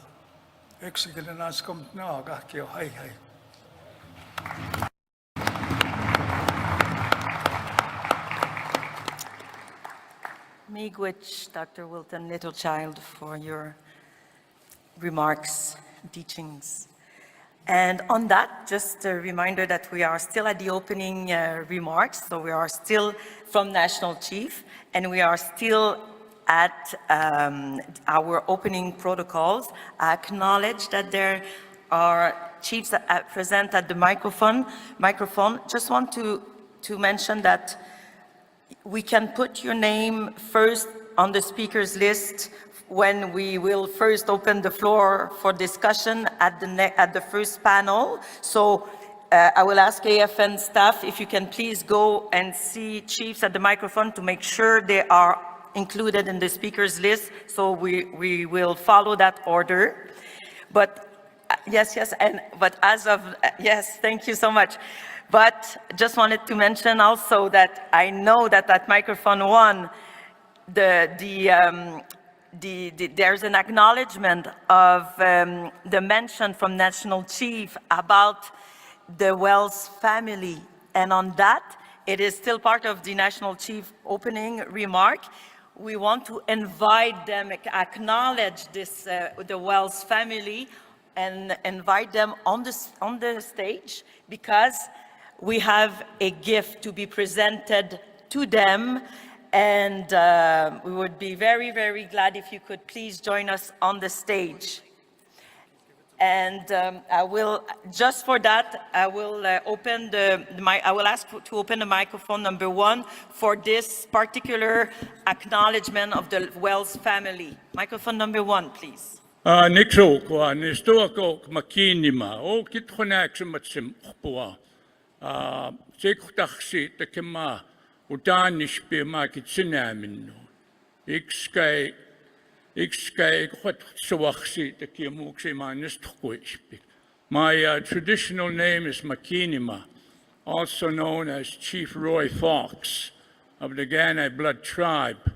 And on behalf of the family of the late John Wells and the extended family, as well as the people of the Gana Blood Tribe, we just wanted to thank the Grand Chief for the empathy that she has shown to the family and her willingness to continue some action with respect to not only John Wells, what happened to him, but others that have suffered the same fate at the hands of police forces throughout Canada. They are supposed to protect us, not kill us. So I'll read this, if I may, and then they will come and accept the gift. Thank you. Whereas John Wells, a beloved member of the Gana Blood Tribe, lost his life in a tragic incident with the Calgary Police Service September 17, 2024. Whereas the family of John Wells and the Gana Blood Tribe will be pursuing a formal complaint against the 3 officers involved in Mr. Wells' death. Whereas Mr. Wells' family and the Gana Blood Tribe Chief and Council will pursue every path towards the administration of accountability in respect of this incident, whereas the Gana Blood Tribe offers their support to other First Nations seeking justice for community members who have lost their lives due to incidents with law enforcement. Therefore, be it resolved that the First Nations in Assembly support the family of John Wells and the Gana Blood Tribe in seeking an adequate public inquiry into the incident. Support the family of John Wells and the Gana Blood Tribe in seeking an unbiased and impartial investigation be undertaken by the Alberta Serious Incident Response Team in allowing justice to prevail. Call on the chair of the Calgary Police Commission, Sean Cornett, to undertake a thorough and transparent investigation into the fatal incident between the Calgary Police Service and Mr. John Wells. Call on the Mayor of the City of Calgary, Mayor Jody Gondek, for support to ensure an adequate public inquiry into this incident is undertaken. Call on the provincial government of Alberta to enact or amend legislation, regulations, and/or policies to prevent the hiring of individuals with racist, discriminatory, or prejudiced views within police services within the province. Call on the federal government of Canada to enact or amend legislation, regulations, and/or policies to prevent the hiring of individuals with racist, discriminatory, or prejudiced views within police services throughout Canada. So again, thank you, Grand Chief, for the support that you have shown to the family, to the mother, Ida. 2 of John's siblings are here. There's others who could not be here. And we have received support from the Mayor of Calgary. We have received support from the chairperson of the Police Commission of Calgary. We have not received any kind of support or any kind of sign of empathy from the provincial government nor the federal government. So I think that's why it's important that we deal with this matter. It's a real tangible way, chiefs, of working together, of supporting someone who has been unjustly treated by those that are there to protect us. Too many times this has occurred. There's another incident, my brother Willie, on his reserve, a 15-year-old boy got shot by the police. He had called the police for help. Instead of helping him, they shot. So there's other incidents of that kind. So thank you, Chairperson. Thank you, Grand Chief. Thank you, Chiefs, for allowing us to make these statements, and we will be presenting this. Thank you.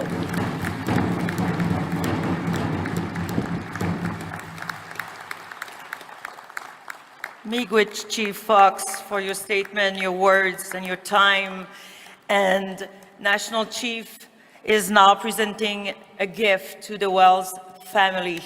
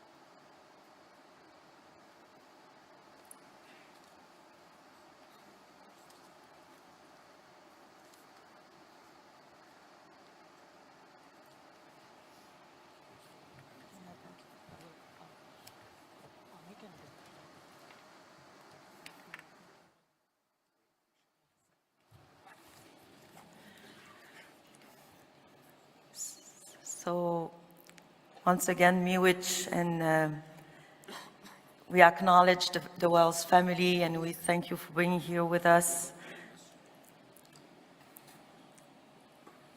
And you can, yes, you can all be seated at this moment. Thank you, Chiefs and Proxies, and the delegation in person and online. And on that, Miigwech, National Chief, for your opening remarks.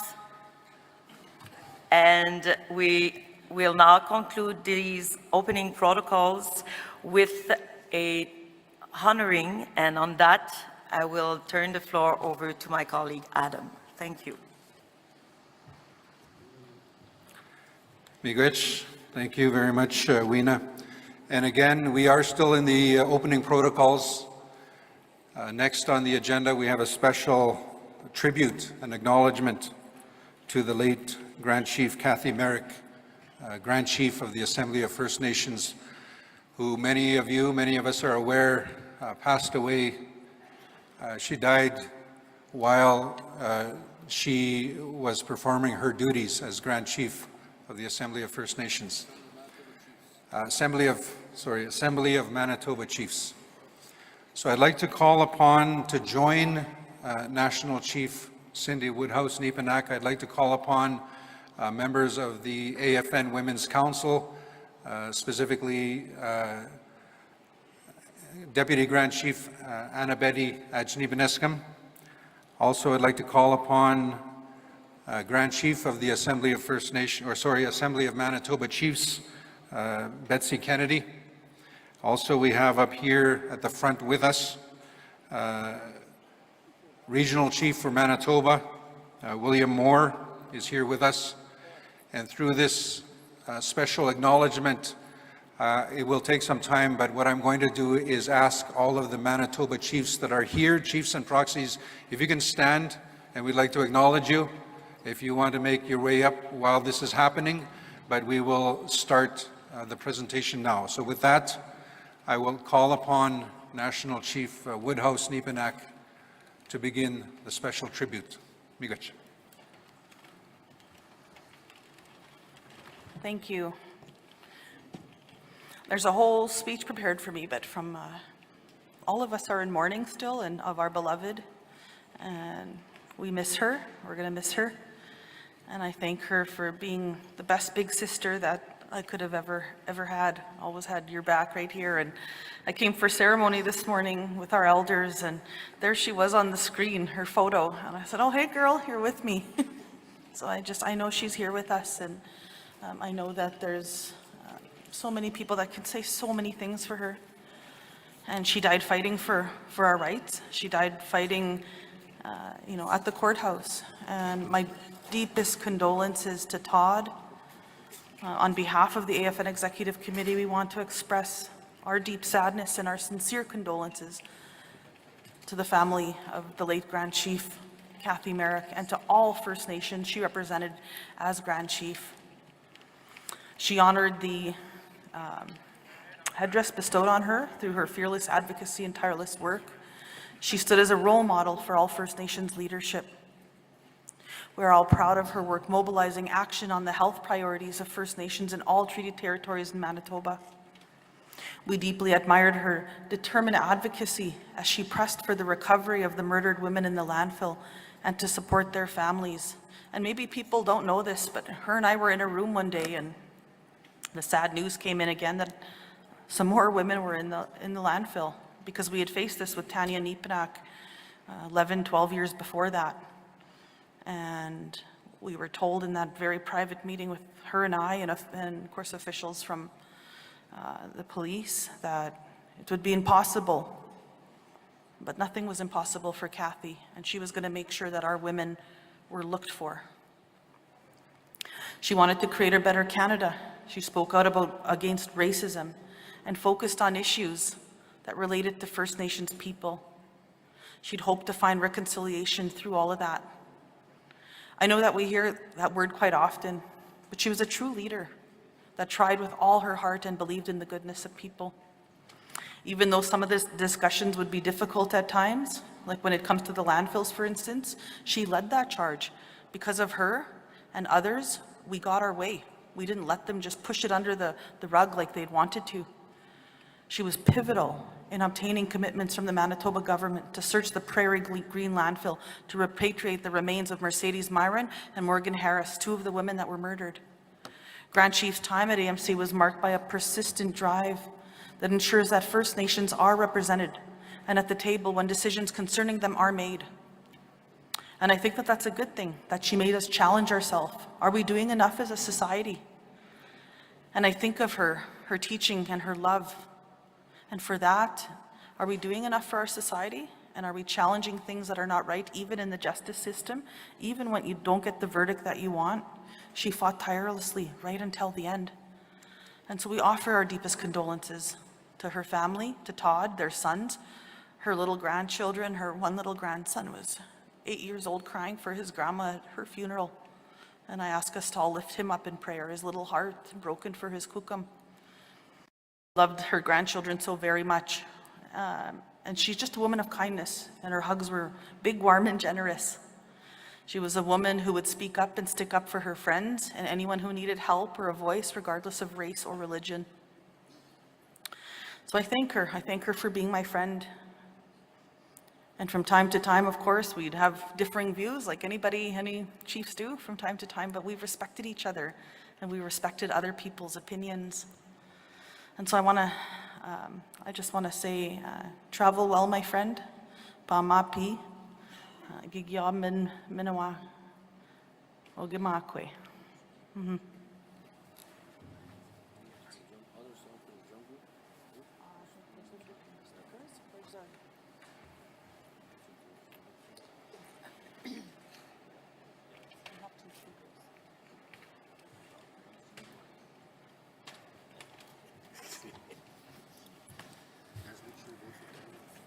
Miigwech National Chief, and on that I will now ask for the video to be put up on the screen.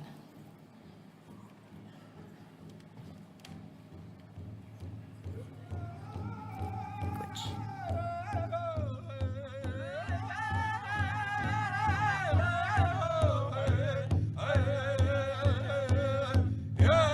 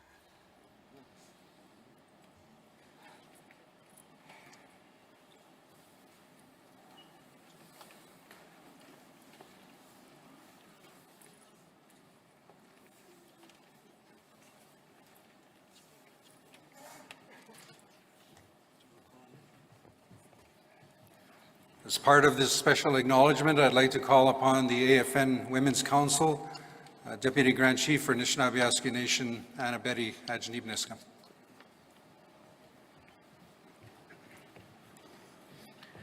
Kichimingwach. Wachemiswe. Memango such took on the squintus and cousin. We can see note them.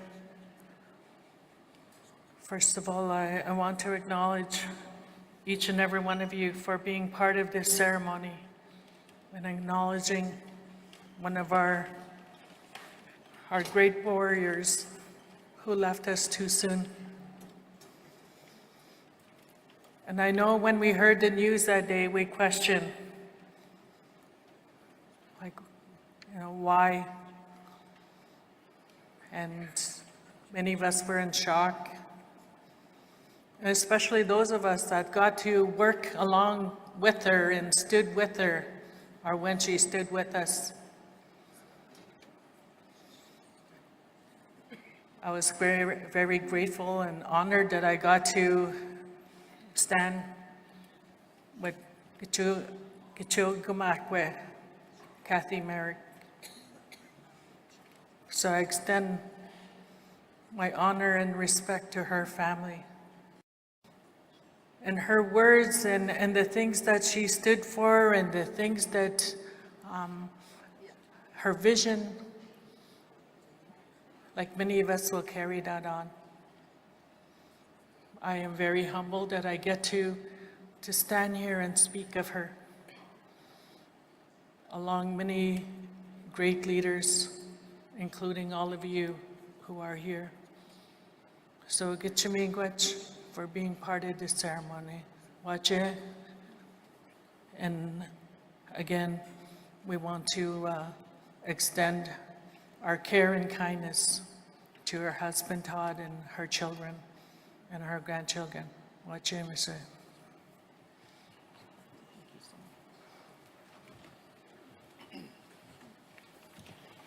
Miigwech, Deputy Grand Chief Ajnibniska. To conclude this special tribute, I'd like to call upon current Acting Grand Chief of the Assembly of Manitoba Chiefs, Betsy Kennedy.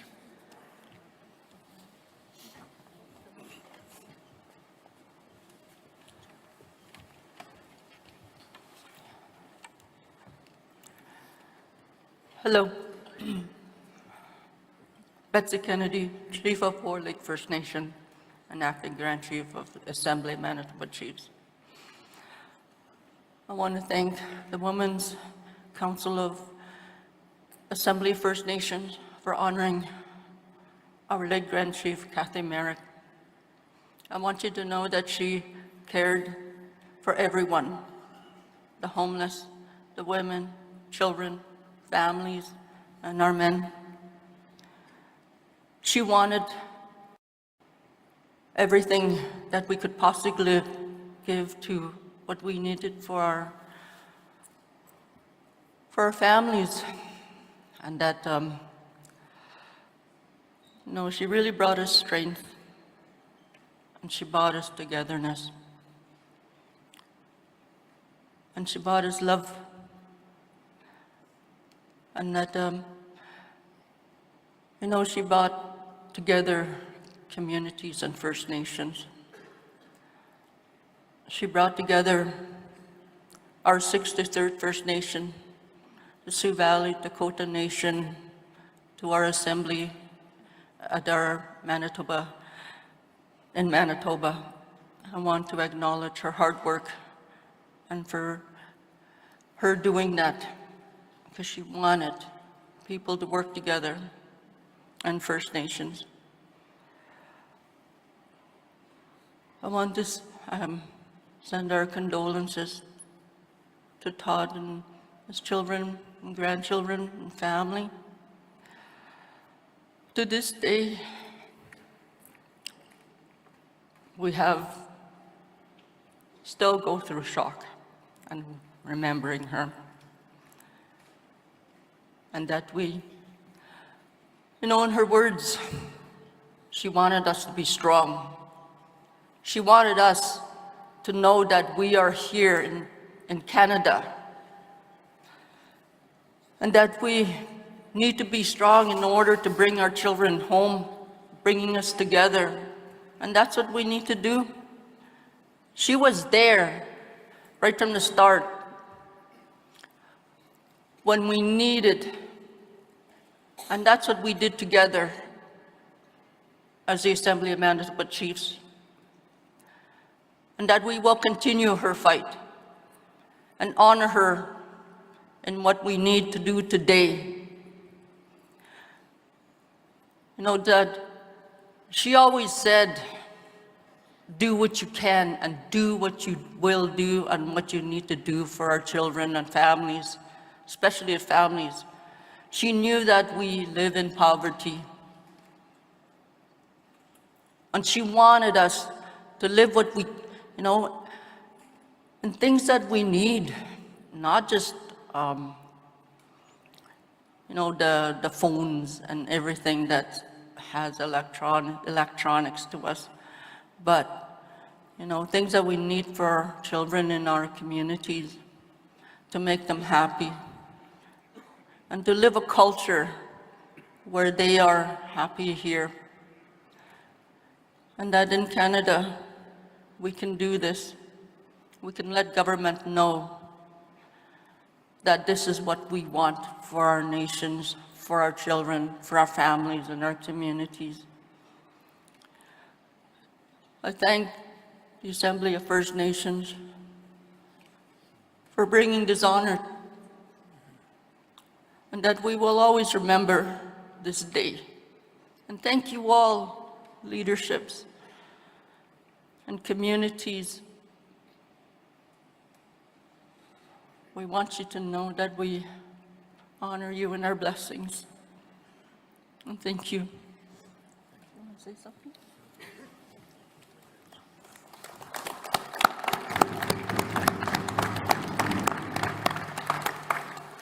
Just going to say a few words.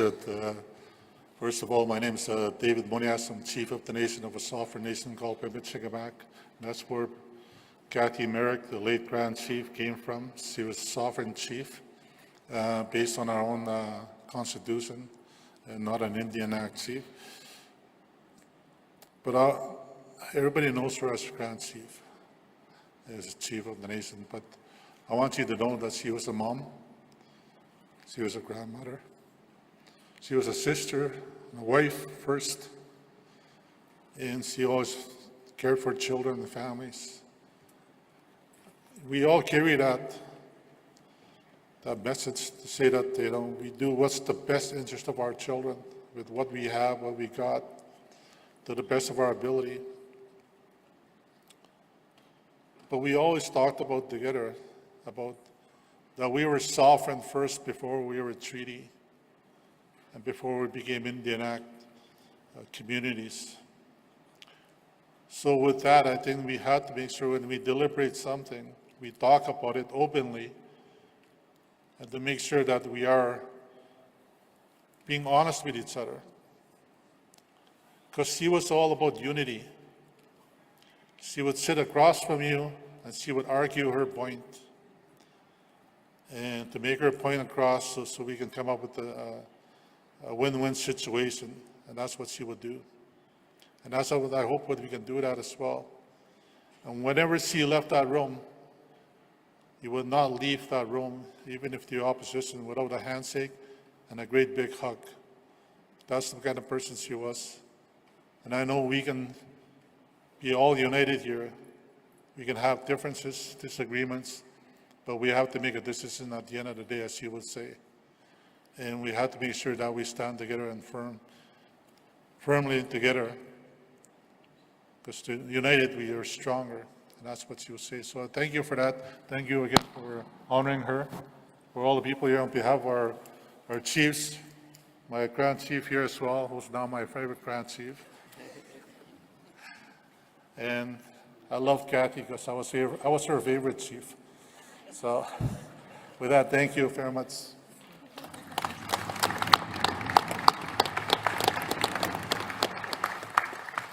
So with that, I'd like to acknowledge the speakers, the chiefs, the Grand Chiefs that have spoke. I'll also acknowledge Grand Chief Seti, who's here. Manitoba Regional Chief Moore, who is also here, and all of the chiefs from Manitoba. And that concludes our special honoring for the late Grand Chief Kathy Merrick.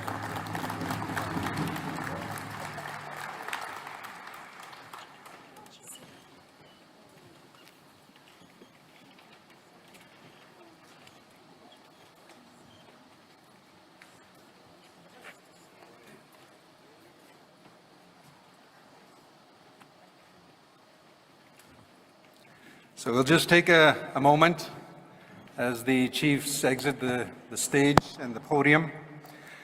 And next we will get into 2 procedural motions dealing with the agenda and the rules of procedure. And I will just call up my material here.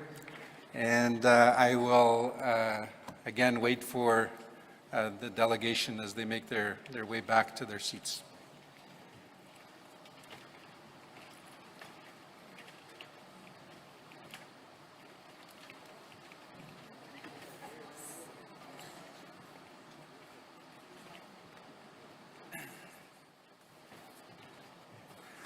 So chiefs, delegates, next on the agenda we have the adoption of the rules of procedures for assemblies.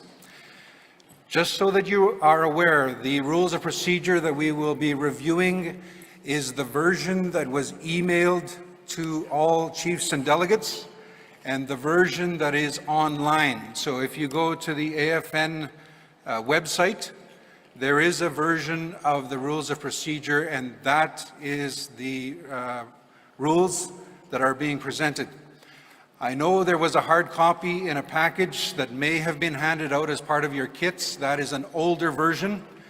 There were revisions that were made on the floor in the assembly at the last AFN assembly in Montreal in July. It is those changes that will be incorporated into the proposed rules of procedure. So there are a couple of things. There is a one-page document with some notes on the changes, and that is in your kits. And I just want to make sure I have a copy.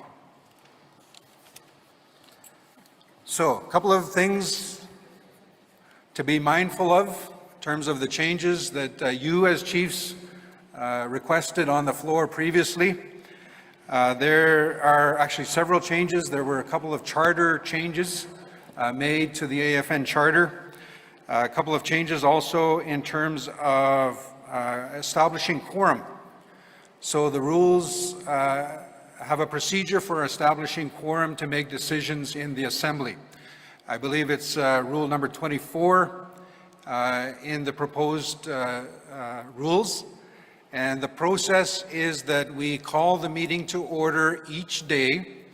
When we call the meeting to order, there is a count done on the floor and within the Zoom platform. For those delegates that are registered, we then take that number, and the quorum required to make decisions throughout that day is 50% plus 1 of that number.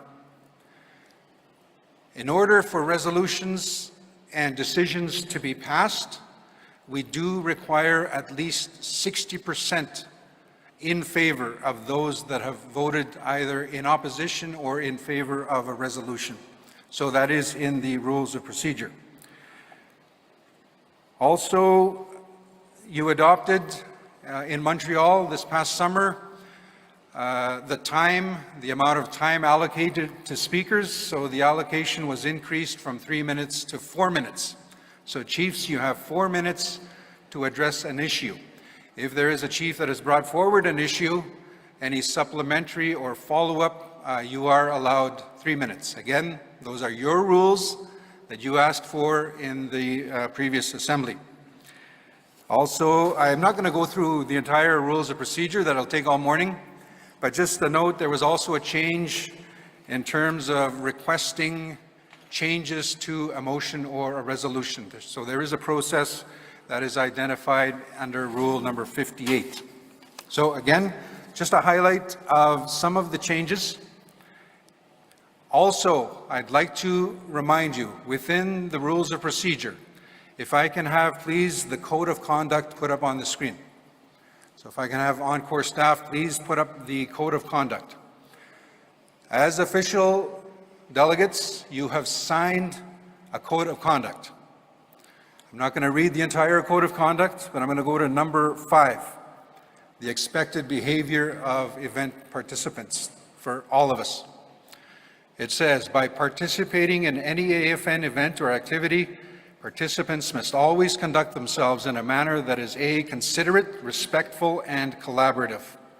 B, mindful of your surroundings and your fellow participants, and to alert event organizers if you witness unacceptable behavior. C, refrain from any form of conduct which involves violence, discrimination, and harassment at the event, including at social functions during AFN event-related travel, on social media, over the telephone, or via email and text messages. So just a reminder, again, being respectful of each other. As we move forward in the discussions, there will be various opinions, varying opinions, different opinions, sometimes conflicting opinions. But it is important that we be respectful of each other.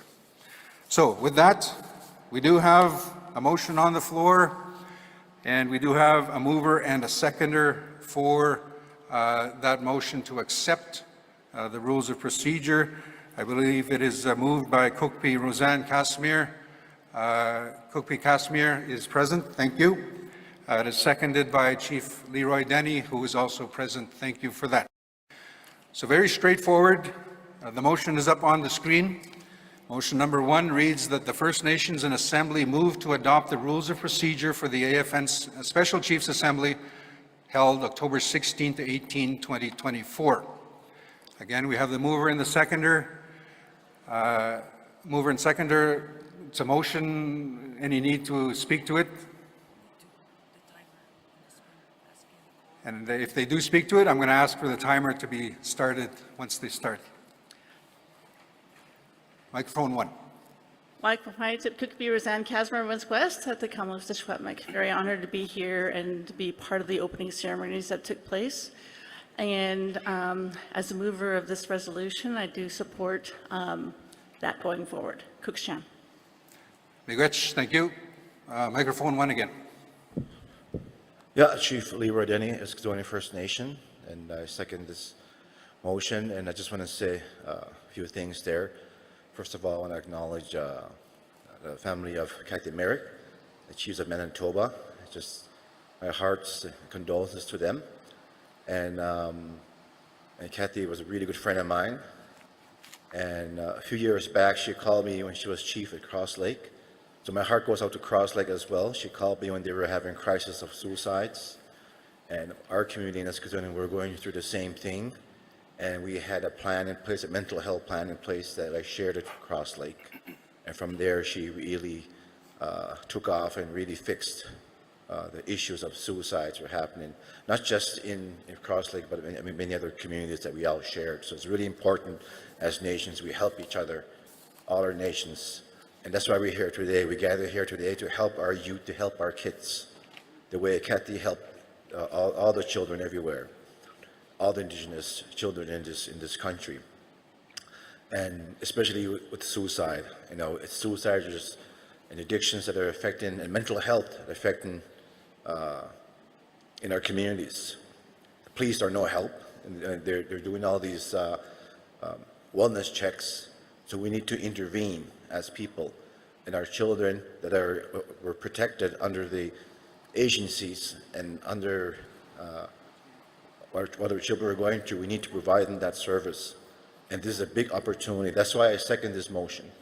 And I believe that we can come up with a plan this next couple of days. I believe in the chiefs, they'll come up with something. And I support the national chief to vote yes on this ruling here, this policy. And because I believe that we can get the job done these next 2 days. And let's get to work. And I just want to mention the Premier of Alberta, when she was there, she took off right away. You know, her policies is harming the Two-Spirit in the LGBT community. Her policies, and we're trying to fix and trying to end the intergenerational trauma of many of our youth who are committing suicide. Many of them are 2S community, Two-Spirited communities, and her policies are not helping what they're introducing in Alberta. So chiefs in Alberta send those letters to the Premier. She took off right away, and she knew it's an issue. And I stand with the Two-Spirit Alliance here, and in AFN, that we need to defend them. We respect their rights. We respect their rights, and we should really go after that. That's what we're trying to do here, to end that intergenerational trauma, the suicides happening in the 2S communities and all those children everywhere. Let's get to work, and let's get the job done. I believe we can come up with something these next 2 days. Olario, Sonogama. Thank you, Chief Denny. So Chiefs, we are dealing with the rules of procedure. What I will do is I'll call for a vote. It is a motion, but just a reminder, delegates, this is a hybrid session, which means we are meeting in person. We're also on virtually. So we're looking at the screen here of all the chiefs and delegates that are logged in online. So the way I'm going to do it is ask for a show of hands in the room. But if you're online, there is a poll. So what I will do is once the polls are opened, you have a choice. Basically, I think it's yes, no, or abstain. It's a little bit different again on the floor. I will go through each question. So at this point, the rules of procedure are before you. I don't see anybody approaching to speak to the rules and the motion. So I'm going to call for question on the motion to accept the rules of procedure. Encore, can you please open the polls online, please? The polls are open. You can vote if you are joining online. In the room, any opposition to accepting the rules of procedure as presented? Any opposition? And I will take some time because this is a hybrid. We are joining virtually as well. Any opposition? Second call. In the room, third and final call. Any opposition? I see none. I saw a lanyard going up, but I don't think that's an opposition. Any abstentions? First call. Please bear with me. I will take time because we are doing this online as well. Any abstentions? Third and final call in the room. Any abstentions to the motion to accept the rules of procedure? I see none. Can I have the polls closed, please? Close the polls online.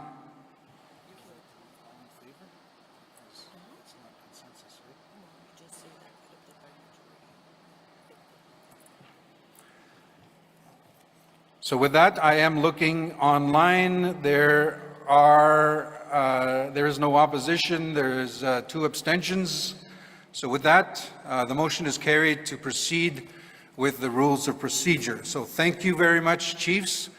That guides us in helping to maintain order and how this meeting will be conducted, and we will follow what you have set as the rules for the next 3 days. So miigwech, thank you very much.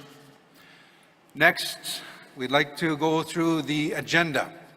So again, I will ask Encore if you could please put up a copy of the agenda on the screen.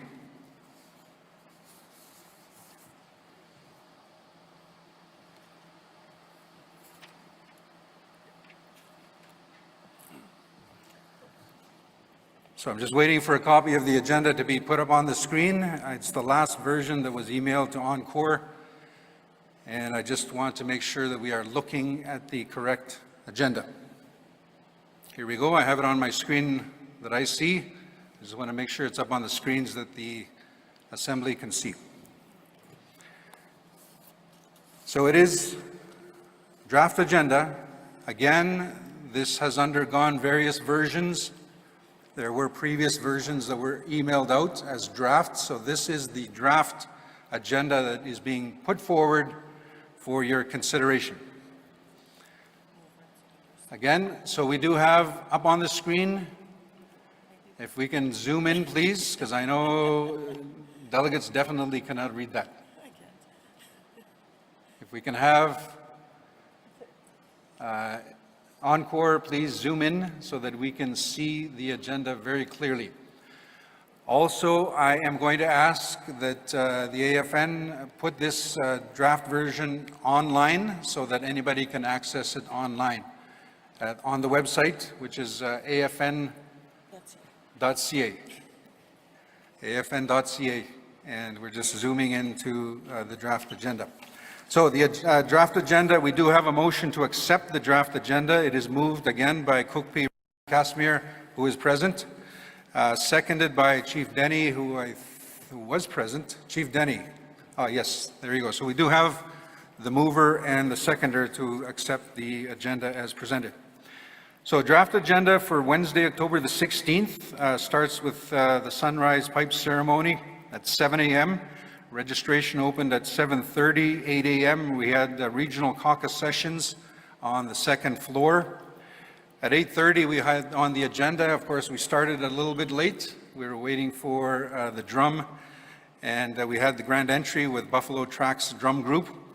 We had the opening prayer with Elder Leonard Weasel Traveler from Piikani Nation, the Territorial welcome with Chief Roy Whitney Sutina, as well as Chief Troy Knowlton from Piikani Nation. We had the opening address from the Alberta Premier Danielle Smith, the opening address with National Chief Cindy Woodhouse Nepinak, and also the tribute to the late Grand Chief Cathy Merrick, the Assembly of Manitoba Chiefs. So those were part of the opening protocols. On the agenda, we have 9:30, of course, a little bit behind. We have the adoption of the rules of procedure for assemblies, and then the adoption of the agenda. The first item of business at 10 a.m., but we'll get started. We'll monitor the time. We'll get started as soon as we're done accepting the agenda, is a plenary on the overview of the draft agreement and political perspectives. We'll have presentations from the three parties to the negotiated settlement, the three parties that were part of the Human Rights Tribunal. We'll have National Chief Cindy Woodhouse Nepinak, of course, with the Assembly of First Nations. With Chiefs of Ontario, we have Regional Chief Abram Benedict. And then with Anishinaabe Nation, one of the parties, we have Grand Chief Alvin Fiddler, as well as Deputy Grand Chief Bobby Narcisse. And then we'll have a question and answer period. The next agenda item at 11 a.m., we'll modify to reflect the actual time. The agenda item is what we heard, feedback from the regional engagement sessions, and a report on amendments made to the draft agenda. And that'll come from the Assembly of First Nations. Lunch break is at 12 o'clock. We'll give you, before we do that, we'll give you some details in terms of the meal that will be provided. We'll share some information. This afternoon, the next plenary will be Reformed First Nations Child and Family Services Funding Model and Remoteness. And the presenters will be Stuart Watke, the General Counsel with the Assembly of First Nations, Maggie Wente, a partner with OKT Law, who is legal counsel for Chiefs of Ontario, and then Julian Faulkner, founding partner with Faulkner's LLP, legal counsel for Anishinaabe Nation. And then we'll have Grand Chief Alvin Fiddler and Deputy Grand Chief Bobby Narcisse with Anishinaabe Nation. Of course, that'll be including Q&A period. At 2 o'clock, the next plenary session is governance of the draft agreement and alternative dispute resolution under the draft agreement. The presenters will be Adam Williamson, Assembly of First Nations Legal Counsel, Maggie Wente, Chiefs of Ontario Legal Counsel, and Julian Faulkner, Anishinaabe Nation Legal Counsel. Of course, question and answer period as part of that. And then we will have the regional review and discussion. So it's very important that we hear from all regions. So it's an opportunity for chiefs and proxies, of course, all delegates from across the country, the various regions, to speak to their perspective on the final agreement. We will end the day at 5:30. It's important that we close at 5:30. At 6 o'clock this evening, not as part of this assembly, but very part of this next 3 days, there will be a working session. So it's a session building consensus on draft settlement agreement resolutions. That'll be held in the plenary hall on the, I guess that's in this assembly room. And we'll give more details. We'll share some more on that session. Day 2, Thursday, October the 17th. Again, the opening protocols, 7 a.m., the sunrise pipe ceremony, registration at 7:30, 8 a.m., the regional caucus sessions, an opportunity for the regions to have discussions before joining the main assembly. At 9 a.m., the guest speaker will be Dr. Cindy Blackstock with the First Nations Child and Family Caring Society of Canada. At 9:30, we will have a panel, The Impacts of Child and Family Services Program Discrimination. We'll have the representative plaintiffs, Carolyn Buffalo, Melissa Walterson, Karen Osikoff, and Ashley Buck. At 10:15, there will be a panel discussion, Navigating the Diverse Regional Perspectives. So we'll have presentations followed by a Q&A. We'll have Stuart Wutke, General Counsel for AFN, Maggie Wente, Legal Counsel for Chiefs of Ontario, Julian Faulkner with Legal Counsel with Anishinaabe Nation, and we are anticipating representatives from the Government of Canada. Those names are to be confirmed, but we again are expecting representation. At 12 o'clock, we'll have a lunch break. The normal rules of procedure allow for any late resolutions. Reminder that that is the deadline for late resolutions, 12 p.m. local time, Calgary time, on day 2, so that'll be Thursday. At 1 o'clock, we have a guest speaker, former National Chief Phil Fontaine, will be addressing the Assembly. At 1:30, we will be dealing with resolutions, and that will continue throughout the afternoon until we close for the day at 5:30. That will be resolutions. While I'm talking about that, Chiefs, I know people are asking me, and the question is out there, well, when's the vote? The purpose of this 3-day assembly is to look at the final agreement and make a decision. So Chiefs are asking, when is the vote? So that is part of the resolution. So a decision is made through resolution, and that will take place when we're dealing with resolutions on the afternoon of day 2. Friday, day 3, we again have the sunrise pipe ceremony. Registration at 7:30, 8 a.m. the regional caucus sessions on the second level. And then at 9 a.m., we'll start with a plenary, an update on compensation. The presenters, we have Dean Janvier, a partner with Deloitte, Duke Peltier, Settlement Implementation Committee member, and then Chief Derek Nepinak, Pine Creek First Nation, and the Settlement Implementation Committee member. So we'll open it up for any questions at that point. On the agenda, we have at 10 a.m. Closing remarks with National Chief Cindy Woodhouse Nepinak, the closing prayer again with Elder Leonard Weasel Traveler from Piikani Nation, and the closing ceremony with the drum, to close in a good way, the Buffalo Tracks drum group. So you have that before you. It is up on the screen, and I'm asking staff to put this draft agenda online so that chiefs can review it electronically if need be. So at this point, I'm going to ask the mover and the seconder if they wish to speak to the motion to accept the agenda, and then we'll open it up for any discussion from the floor. Mover at microphone number 1, please.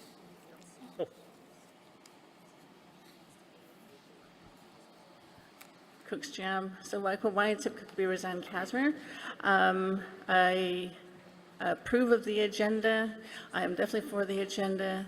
I know I came here from the Kamloops to roll up my sleeves, to really be able to make an informed decision and to participate in the dialogue sessions and the information that's going to be presented. I know that's why we're all here. And, I know that as chiefs, we know that back home, I know that it's very divided in what this resolution means, and that is why we're here, is to get all the information we possibly can, and I know it's a very aggressive agenda to be able to support and provide space to have really good, meaningful dialogue. So I just wanted to say Cook's Jam for that. Cook's Jam. Miigwech, Cookbee Casimir, seconder of the motion, Chief Denny. Yeah, I want to stick to the agenda. We need to get to work, like really soon, and we can't be wasting any more time. We need to talk it out, and I once again, I really believe that we can come up with something through ceremony, we have amazing people here. We have across the country that we can come up with this, end of the day, this agreement. And I really believe that we'll get this done if we stick to the agenda.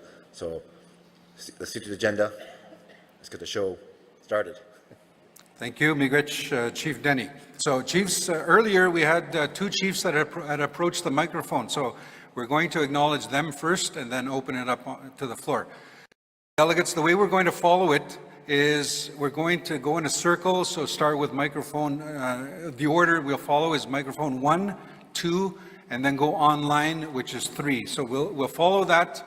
It doesn't matter what order the speakers approach the microphones, we will follow that order. So think strategically, I guess, when you're choosing that. No, but I will go, sorry, Chief, I will go to the two chiefs that had previously approached the microphones. Also, we will be monitoring online to see if any hands are raised. Reminder, I think everybody's aware by now, if you're joining virtually, there's a little icon at the bottom. I know they made some changes. Usually it's a little heart icon at the bottom, and then there's a raise hand function. So I'm going to start with, I don't know if it's Chief or Proxy Foxcroft. Is that you at microphone 2? Okay, again, a reminder, everybody, as part of rules, if you can state your name and the nation that you are representing. Microphone number 2, please.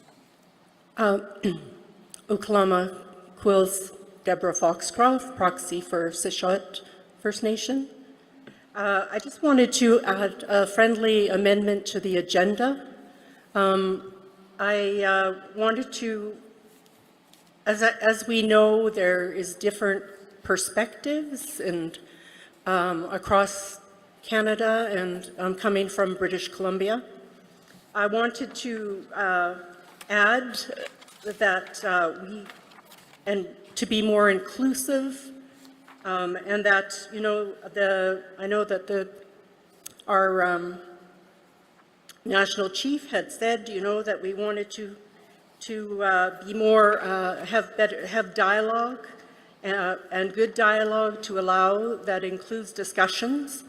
So I'm asking for an addition to the panel presentation, because I believe we need to hear different perspectives, not only from British Columbia, but I know there is other First Nations in Canada that also have had different perspectives and have legal opinions that we need to hear about.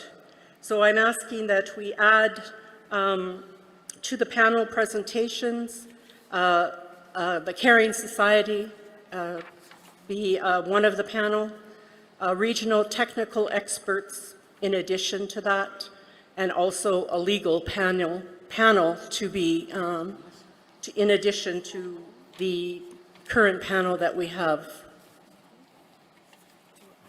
Thank you. And I just wanted to acknowledge the territory of the Blackfoot Confederacy nations and the elders for the prayer, and to chiefs, proxies, matriarchs, elders that were doing this important work, and the ancestors of this territory for, as we do go forward on this work on behalf of our children and families, I ask them to be with us.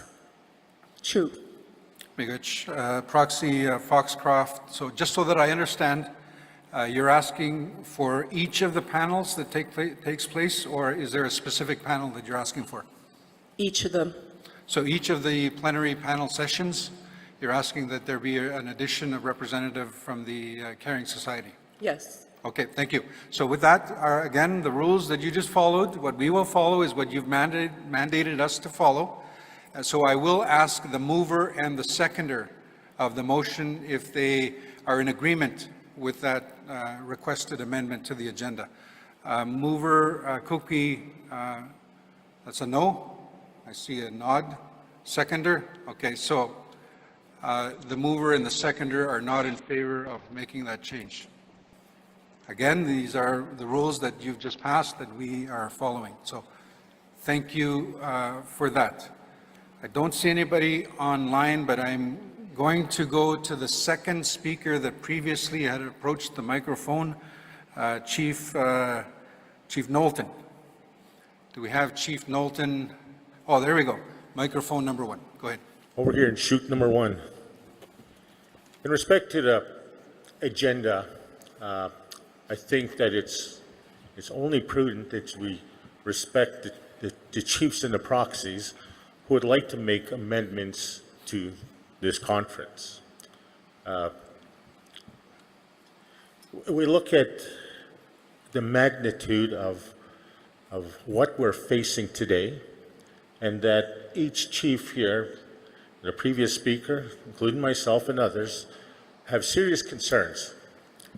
And amendments and meetings like this, anytime we have a discussion, anytime we have dialogue, anytime we're able to voice our concerns for those of our people and those of our children, it's not wasted time.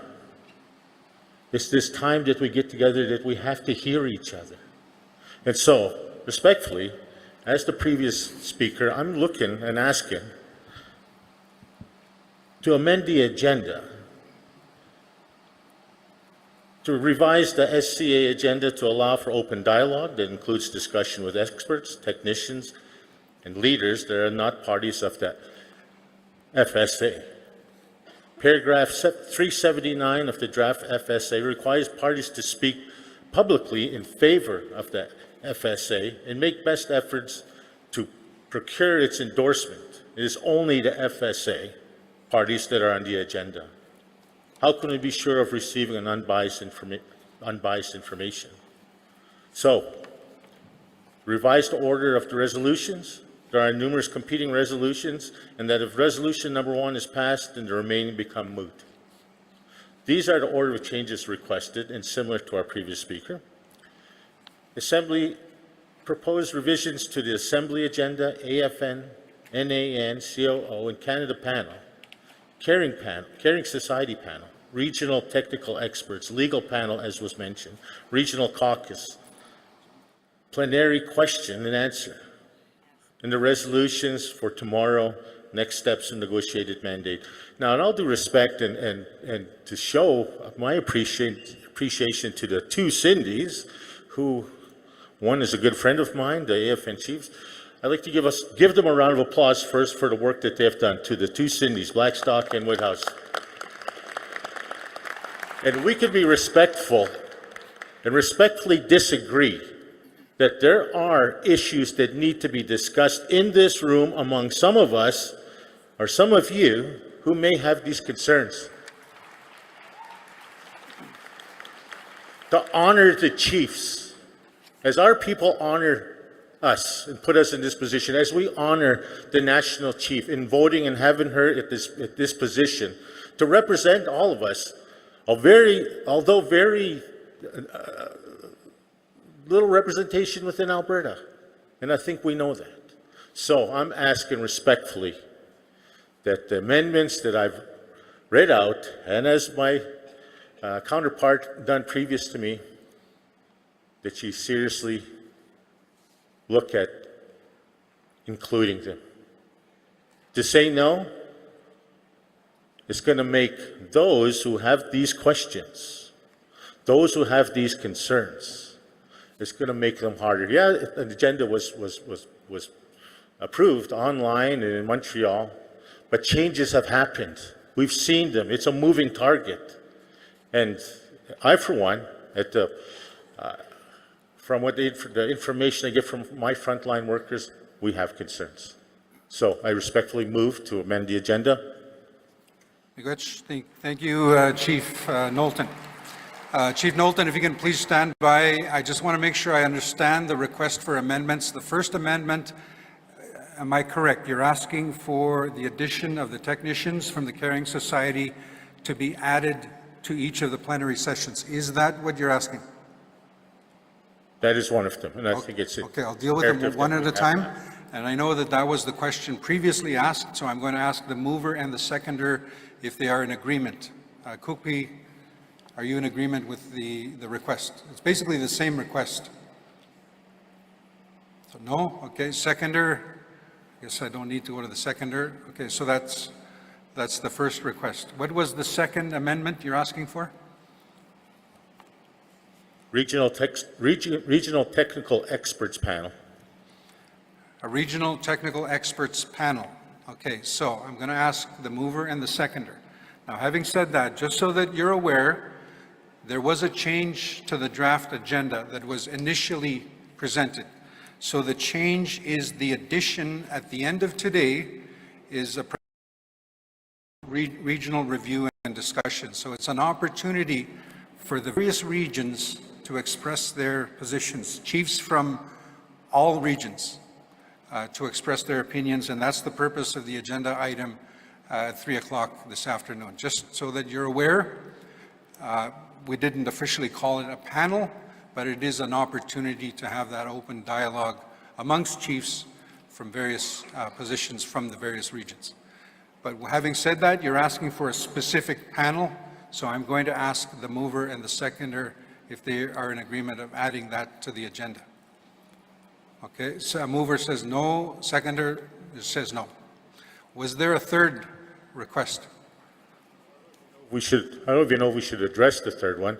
It's obvious that anything that myself as a chief sitting on my traditional territory is going to be opposed by others. So, I did request for a legal panel, but if we're not going to be respected enough to have our views and adopt it so that we can have these meaningful discussions, I feel that it kind of defeats the purpose of me being here as the chief of the Piikani Nation in our Black ancestral territory. So you know what? I know you're going to say no, and I want to be respectful of the process, but I'm not even going to entertain it just to hear no again. People in a previous AFN council assembly in Ottawa, one of the presenters or the MC was very disrespectful to one of our elders from Saskatchewan. I got up and left in protest, and half the crowd got up and left with me. And I tell you, asking for something respectfully and being turned down without really any, the only explanation that I heard was that we can't waste our time. Hearing from all of you is not a waste of time. If I had to sit and listen to every one of you, it would not be a waste of my time.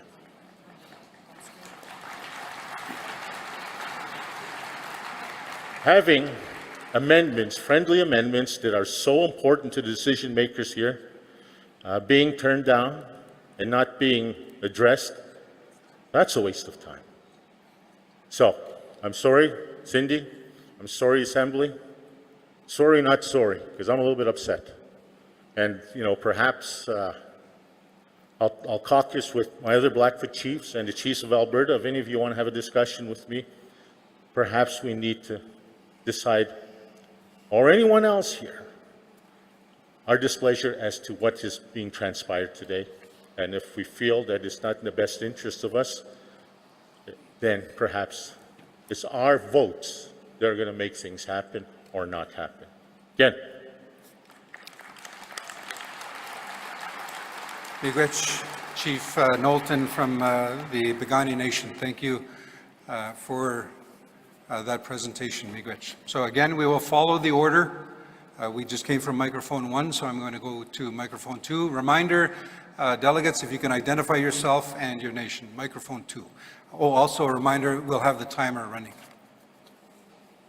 Pauline Frasvaji, I'm the chief of Funtakwichan First Nation in Yukon. I'm also here as a proxy for Champagne-Asia First Nation. I wanted to speak from a perspective that maybe is not heard, and I want to acknowledge the previous speakers as well. I'm a former minister of the government of Yukon.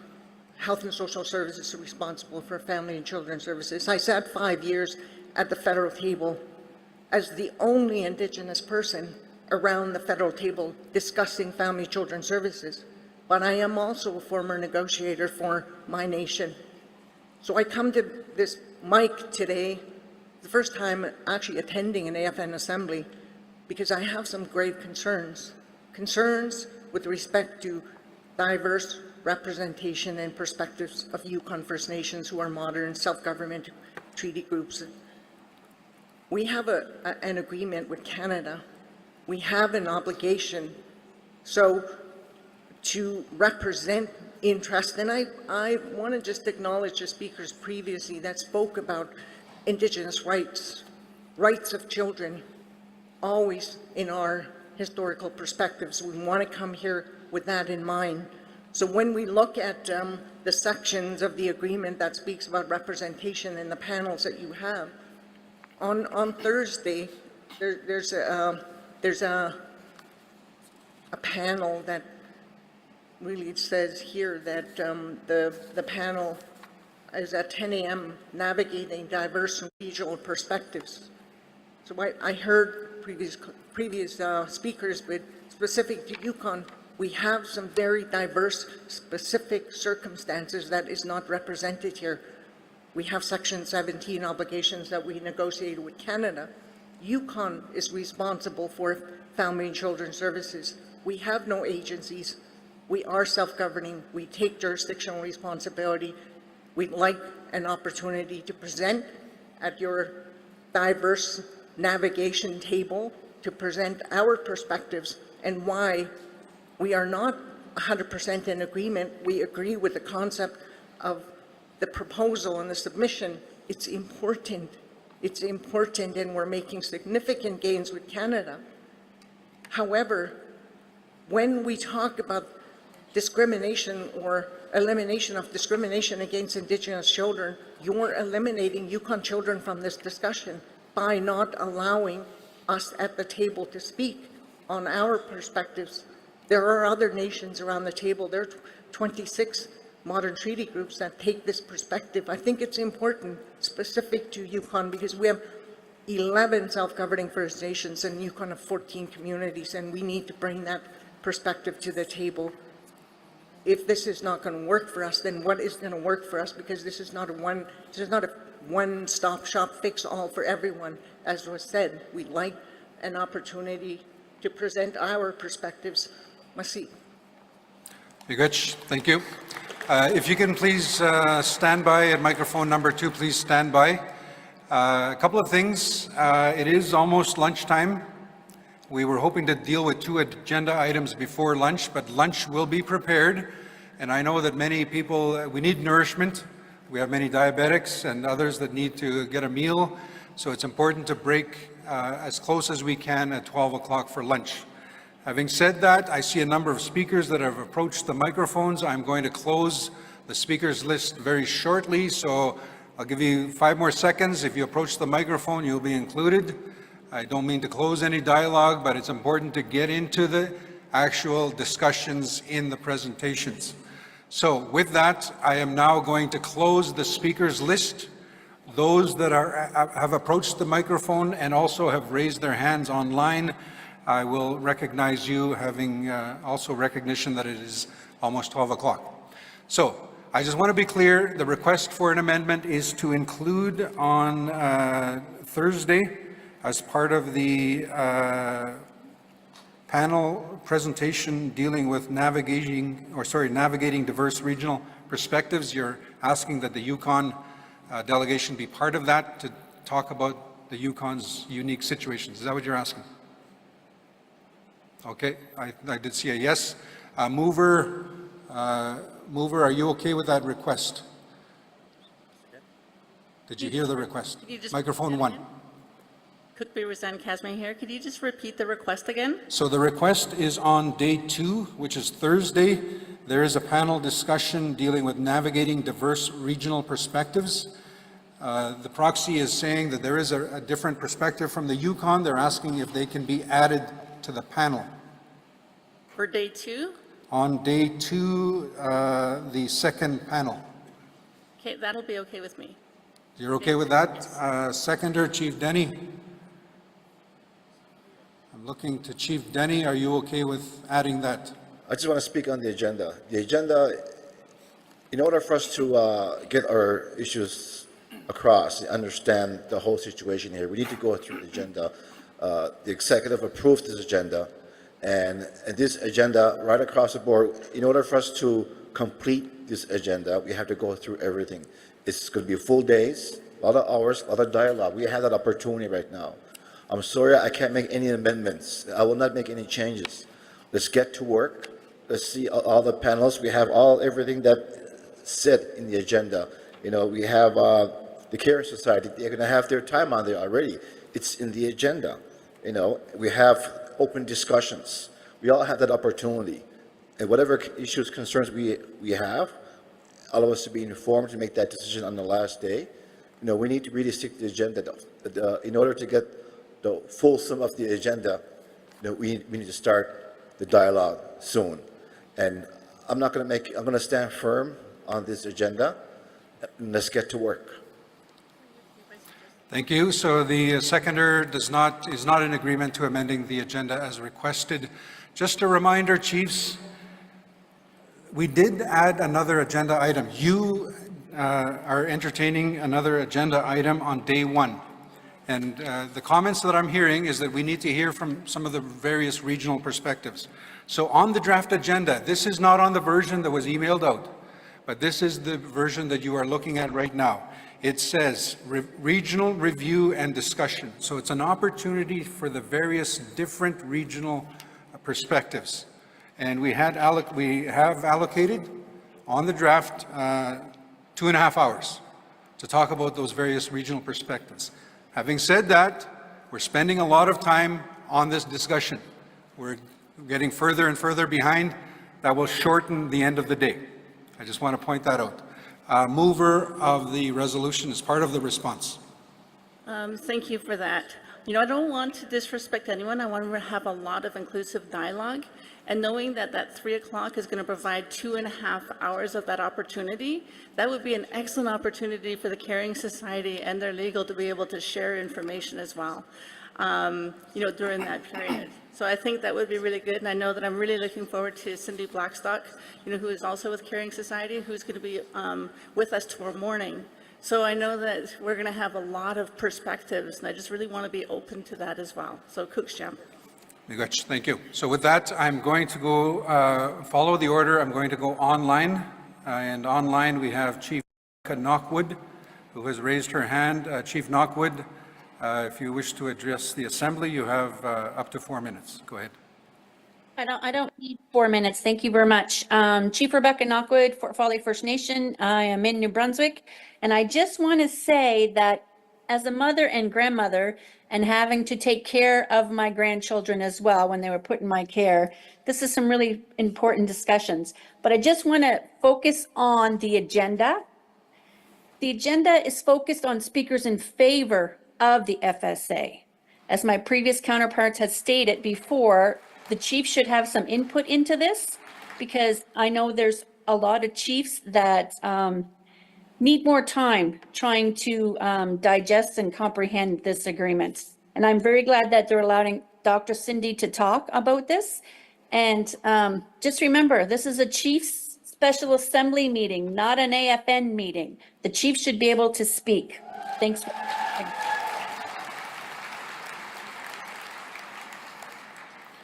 Thank you, Chief Knockwood. Thank you very much for those comments on the agenda. So I'm going to follow, I didn't hear a specific question, so I'm going to follow the order. Microphone number 1. Victor Linklater, proxy for Tegwa Nation.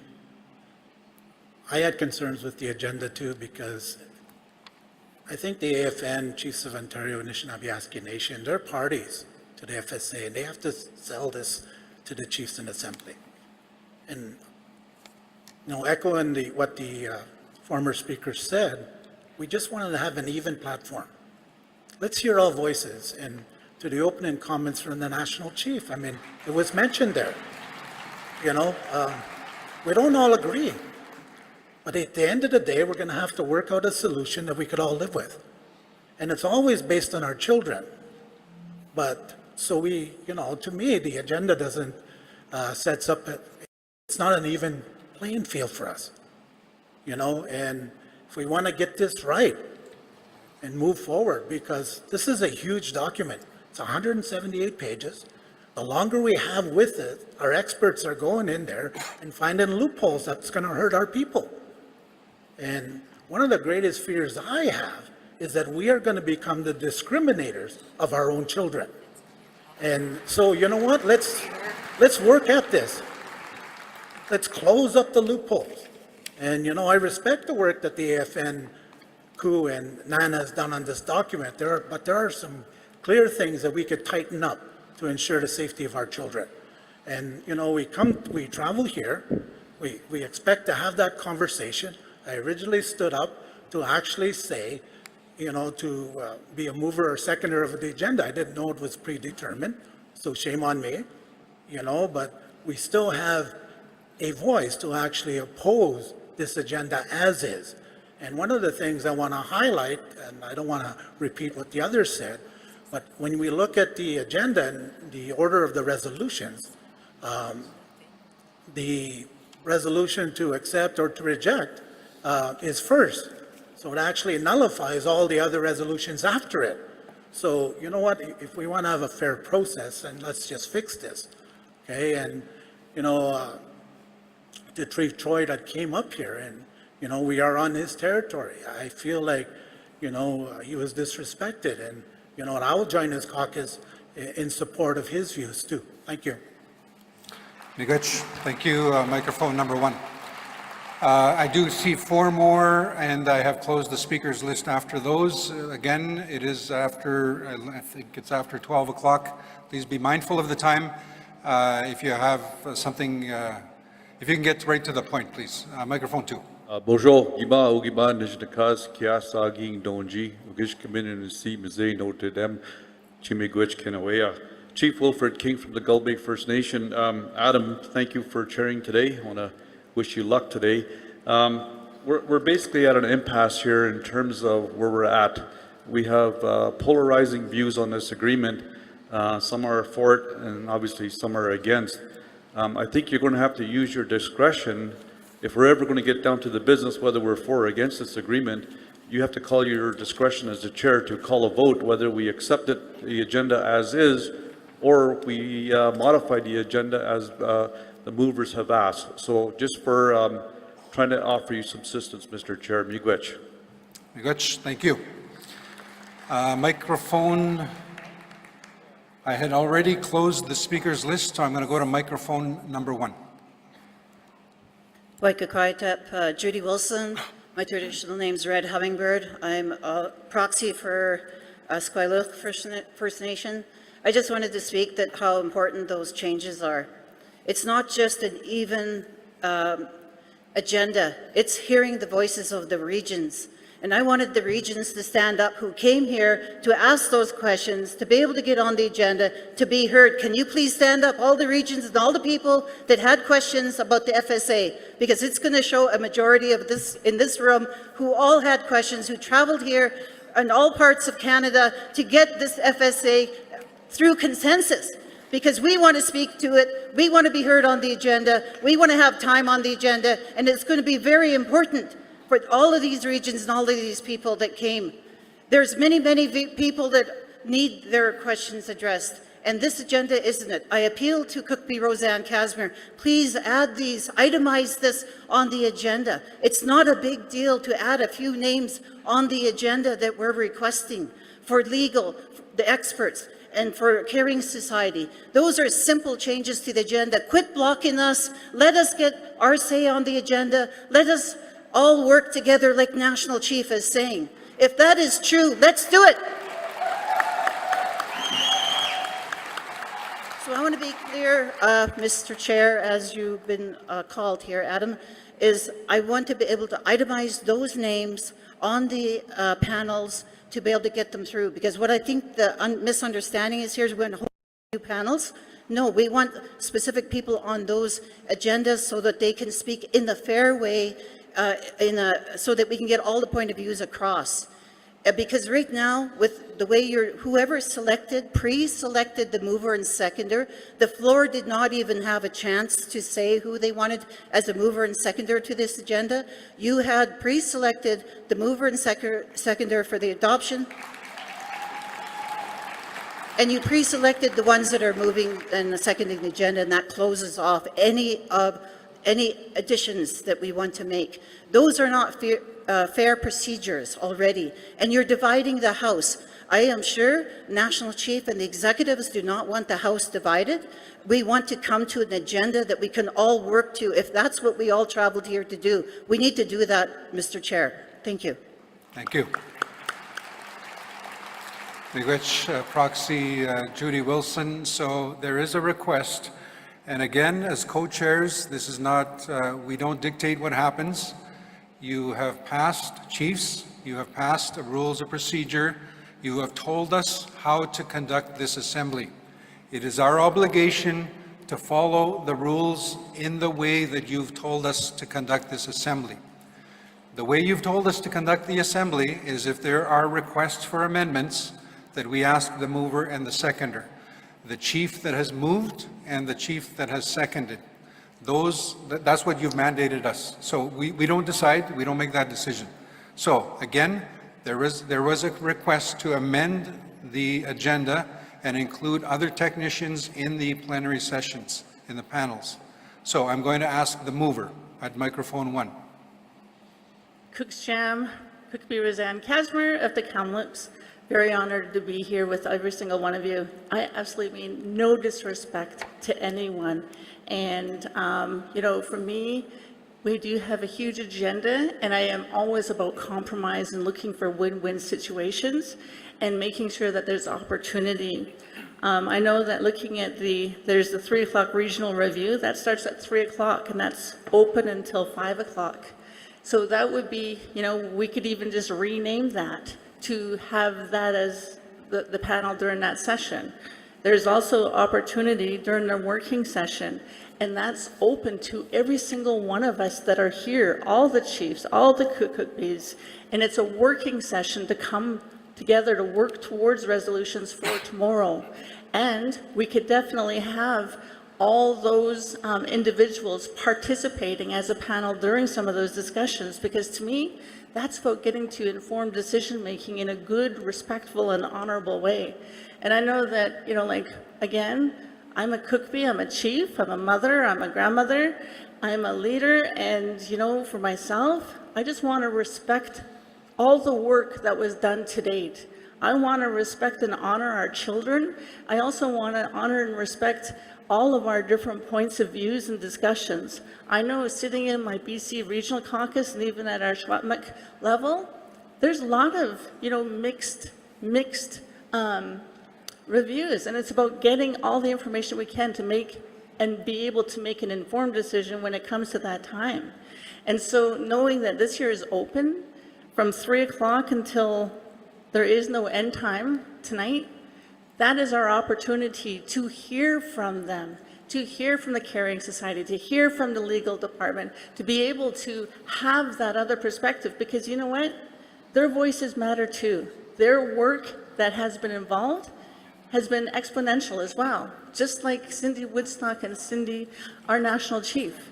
So I know that right across the board, it's about respectful dialogue, respectful being able to hear and participate why we've all come here. And so for me, I just want to truly honor our children and gain and get as much information as I can, like everybody else. So Cook's Jam.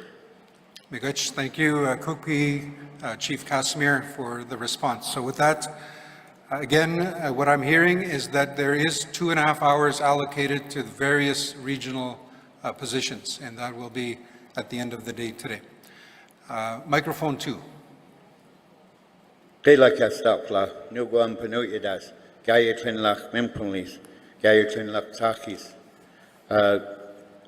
say thank you first to the people of this land for allowing us to do this important business here.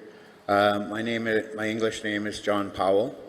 I'm the elected Chief Councillor for the Littlechild First Nation. I just want to express some concern. We have 17 First Nations in the Kwakwaka'wakw, and they're diverse, and there's a number of remote villages, and there are about 4 of our First Nations that don't have on-reserve populations, that haven't had an opportunity to have a land base and all of the funding that generally comes with that.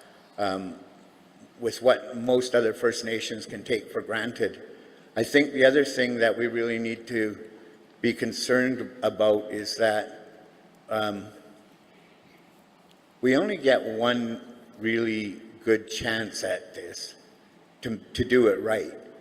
And if we don't do it right, they're going to call us failures again. And it's not us that's going to suffer for our failure, it's our children. So I think that, you know, we really need to look at when we're batting around words like free, prior, informed consent, that comes from all perspectives. And as chiefs of our First Nation, we take that very seriously. If we're good leaders, we go to our people for all of the decisions. I have to say that our 17 Kwakwaka'wakw First Nations are not well informed of what's going on here, and I have grave concerns about some of the issues within the agreement. And it's nearly 180 pages. It's too much for you to expect to rush through. When you say you've been to various different First Nations, that's all well and fine, but have you been to all 600 plus First Nations and found out what they really feel about this agreement? Because I can tell you that of the 17 First Nations in the Kwakwaka'wakw, very few have very little idea about this agreement. So I don't think that taking the time to do this right is going to be a mistake. I think it's going to be a mistake if we feel threatened that the government's going to change and we're not going to get to have this agreement go through. I think that we need to do it in the best way that we know how. And I think that we need to hear from everybody and everybody's concerns around this agreement, and I think that they really need to understand it. Thank you for the time. Thank you. And we had previously closed the speakers list, so the final speaker is at microphone number 2.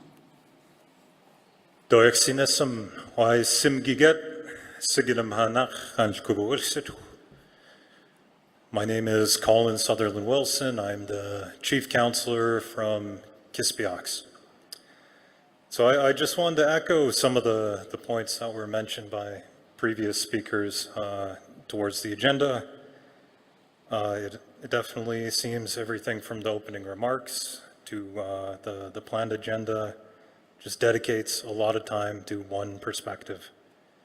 And as someone from the Giksan Nation who is very proud of our leaders such as Cindy Blackstock, having 30 minutes on the agenda simply isn't enough for the one perspective. And to have dedicated, and especially when we have dedicated panels spanning many hours that are only composed of the legal counsel of the parties who negotiated this agreement. When I think if we're here to make an informed opinion, then when we're debating all these different points that are the topics of these panels, those would be the opportune moments to have those hard discussions and those viewpoints brought forward. And on the last point there, I think especially if we have a panel dedicated to navigating diverse regional perspectives, I think we should have diverse regional perspectives included. And so my last question to the chair, if there is an impasse between, I guess in regards to making friendly amendments to the agenda, if we can't dedicate at least one seat on each of those panels to a representative from the Caring Society or another relevant technical expert, then does that simply mean that we as the chiefs have to vote down this agenda and then move another agenda with a new mover and seconder until the impasse is resolved? That is my question. Hamia.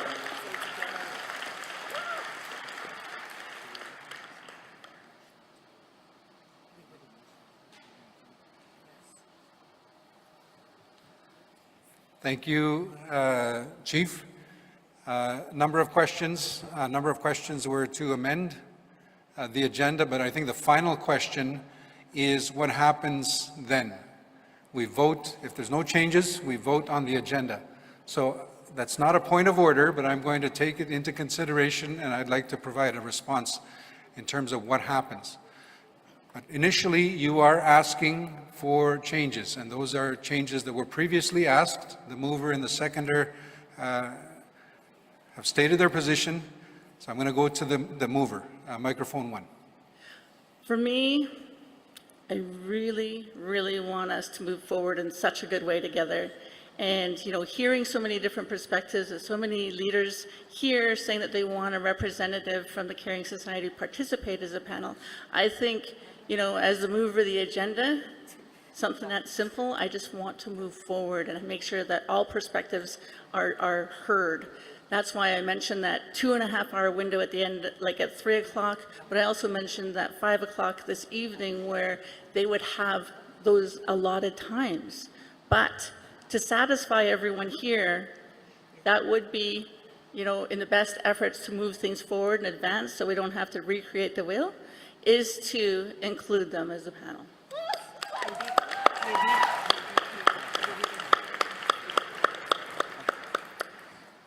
I'm passionate about being able to work through an agenda, and I'm always passionate about anything that, you know, has so many different perspectives, but, you know, I know that collective voices and unity, that's what this is about, and that's what we have to move forward. So, Cookstown.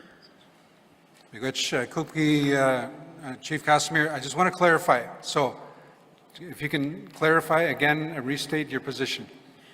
So I'm restating to move forward and advancing the agenda that we do have someone from the Caring Society participate with the other panelists, so it creates that open opportunity from perspectives across the spectrum to be able to give everyone here and those virtually that opportunity to have the information from all levels to be able to make some informed decision. Instead of having a day, I want to move forward. So you're okay with the request to include a technician from the Caring Society within each of the plenary sessions where there is a panel? Yes. Yes, okay, thank you. Cookstown. I will now go to the seconder of the motion, whether they are in agreement with that. Yeah, same with me. I want to start working and get this going. There's a lot of concerns, there's other issues that we need to really go by. Ms. Gay, Chief. Chief's here. Ms. Gay, I'm sorry. And I know that you felt, you know, I feel upset. I guess feel upset. Ms. Gay, I'm sorry. Okay? My colleagues. I came here from the East Coast, Eskasoni First Nations, the largest community of 5,000. Lots of people went through the system. Lots back home. They rely on this. They're watching, many of them back home. And we had lots. I have a big community because we went through centralization. We're a community were forcibly moved to Eskasoni, where I'm chief at, and to eliminate other small reserves. And today, it's the largest reserve, one of the reasons. You know, we had to end this intergenerational trauma. This is a big opportunity. We stopped the bleeding. And this is an opportunity that the AFN and many people, the NAN from Ontario Chiefs, brought this here. You know, hats off to you. You guys brought this issue here. You guys worked so hard, lobbying, fighting for it. Even our lady Captain Merrick, we all fought for this. Okay, we're in a stage now that we need to start the work. Okay, and I'll agree with my colleague here for the change. Let's get the work done. I want to go back home with something. If we don't have an agenda, I'm going to go home. You know, I'm going to go home and say, hey, I'm sorry that I'm disappointed, but this is what happened. I'm here for our kids, for my community. They're hurting. There's suicide still happening, and we have to prevent them and stop this process, the systematic, and to start decolonizing that system and start indigenizing it. And there's a big opportunity. National Chief, hats off to you, and I want to get this work done, and I wish you the best to our co-chairs, and in order to heal, move forward, let's let it all out. Let the Creator lead us. Thank you. Thank you, Chief Denny. So the request to amend the agenda is, the mover and the seconder are in agreement. So on the draft agenda before you, there are a number of plenary sessions, and the request is to include a technician from the Caring Society. I will go through, that's not all of the sessions, but those are the panel sessions, panel plenary sessions. So that would include 1 o'clock on the agenda, the plenary on Reformed First Nations Child and Family Services funding model and remoteness.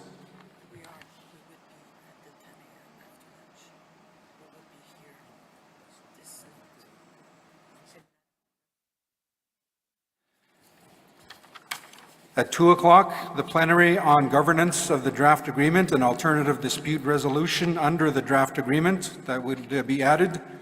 For Thursday, the panel discussion at 10:15, navigating diverse regional perspective, that would be added.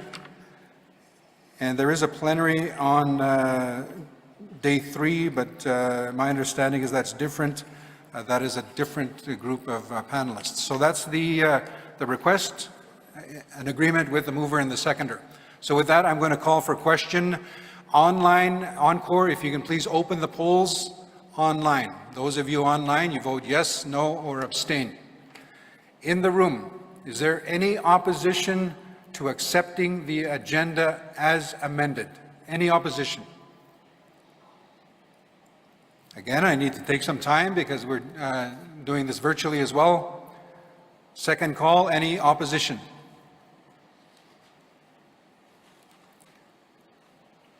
Third and final call, in the room, any opposition? If you are on virtually, you have a button to click in terms of how you vote.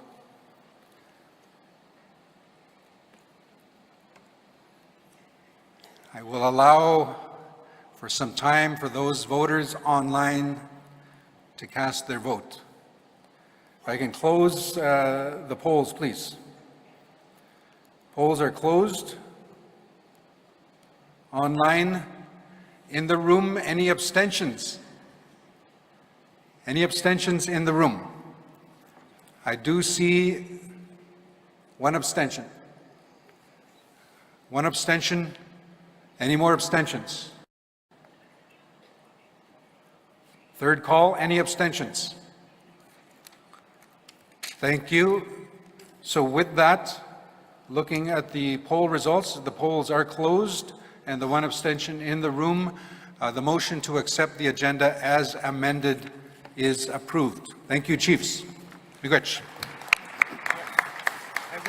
A couple of very important announcements dealing with lunch, but here is another piece of information. On the agenda at 6 o'clock tonight, we have the working session, the Building Consensus on Draft Settlement Agreement Resolution. We are aware there are several resolutions. Again, as I indicated when we talked about the agenda, there's no one vote on the agreement. We do it through voting on resolutions. There is, you're correct, Chiefs, there is a resolution to accept the final agreement. There are 4 other resolutions not accepting the final agreement as presented and requesting changes or modifications. Those other 4 resolutions are conflicting with the first resolution. Those 4 resolutions asking for changes also conflict with each other. So there are different opinions out there.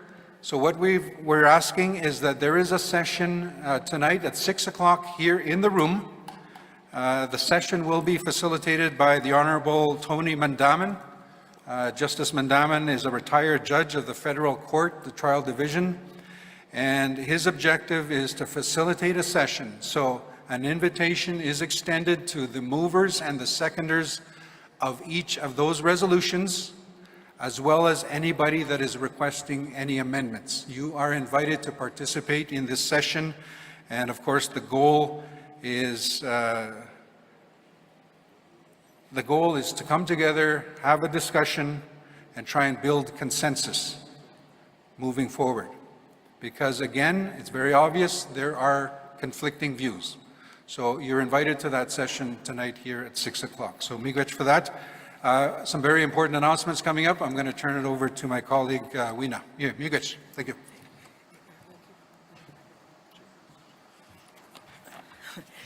Thank you, Adam, and congratulations to you all. It's a big decision. I know it's only the agenda, but it's not only the agenda, as you all said. It's very important, and congratulations for this important decision to come together and have time and to maximize the time we have this week to for these important discussions we need to have here. So on that, we will now break for lunch, and lunch will be served in regional caucus rooms on the second level for leadership. On the third floor, Champions Ballroom for other registered delegates. And please note that there are a few vendor tables set up in the Champions Ballroom, so please drop by and support local artisans. Very important to support the artists, artisans, and all shops that are represented there.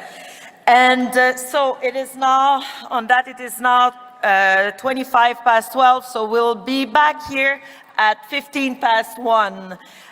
So please be there. We'll be there with our first panel at 1:15 p.m. Calgary time. So thank you. Have a good lunch. Bon lunch tout le monde. On va se revoir ici à 1h15. Good lunch, everybody. We're going to see each other at 1:15 with the first panel of the day. Have a good rest, have a good lunch, and take a chance to stretch your legs because we have a big day ahead of us. Thank you very much. Merci.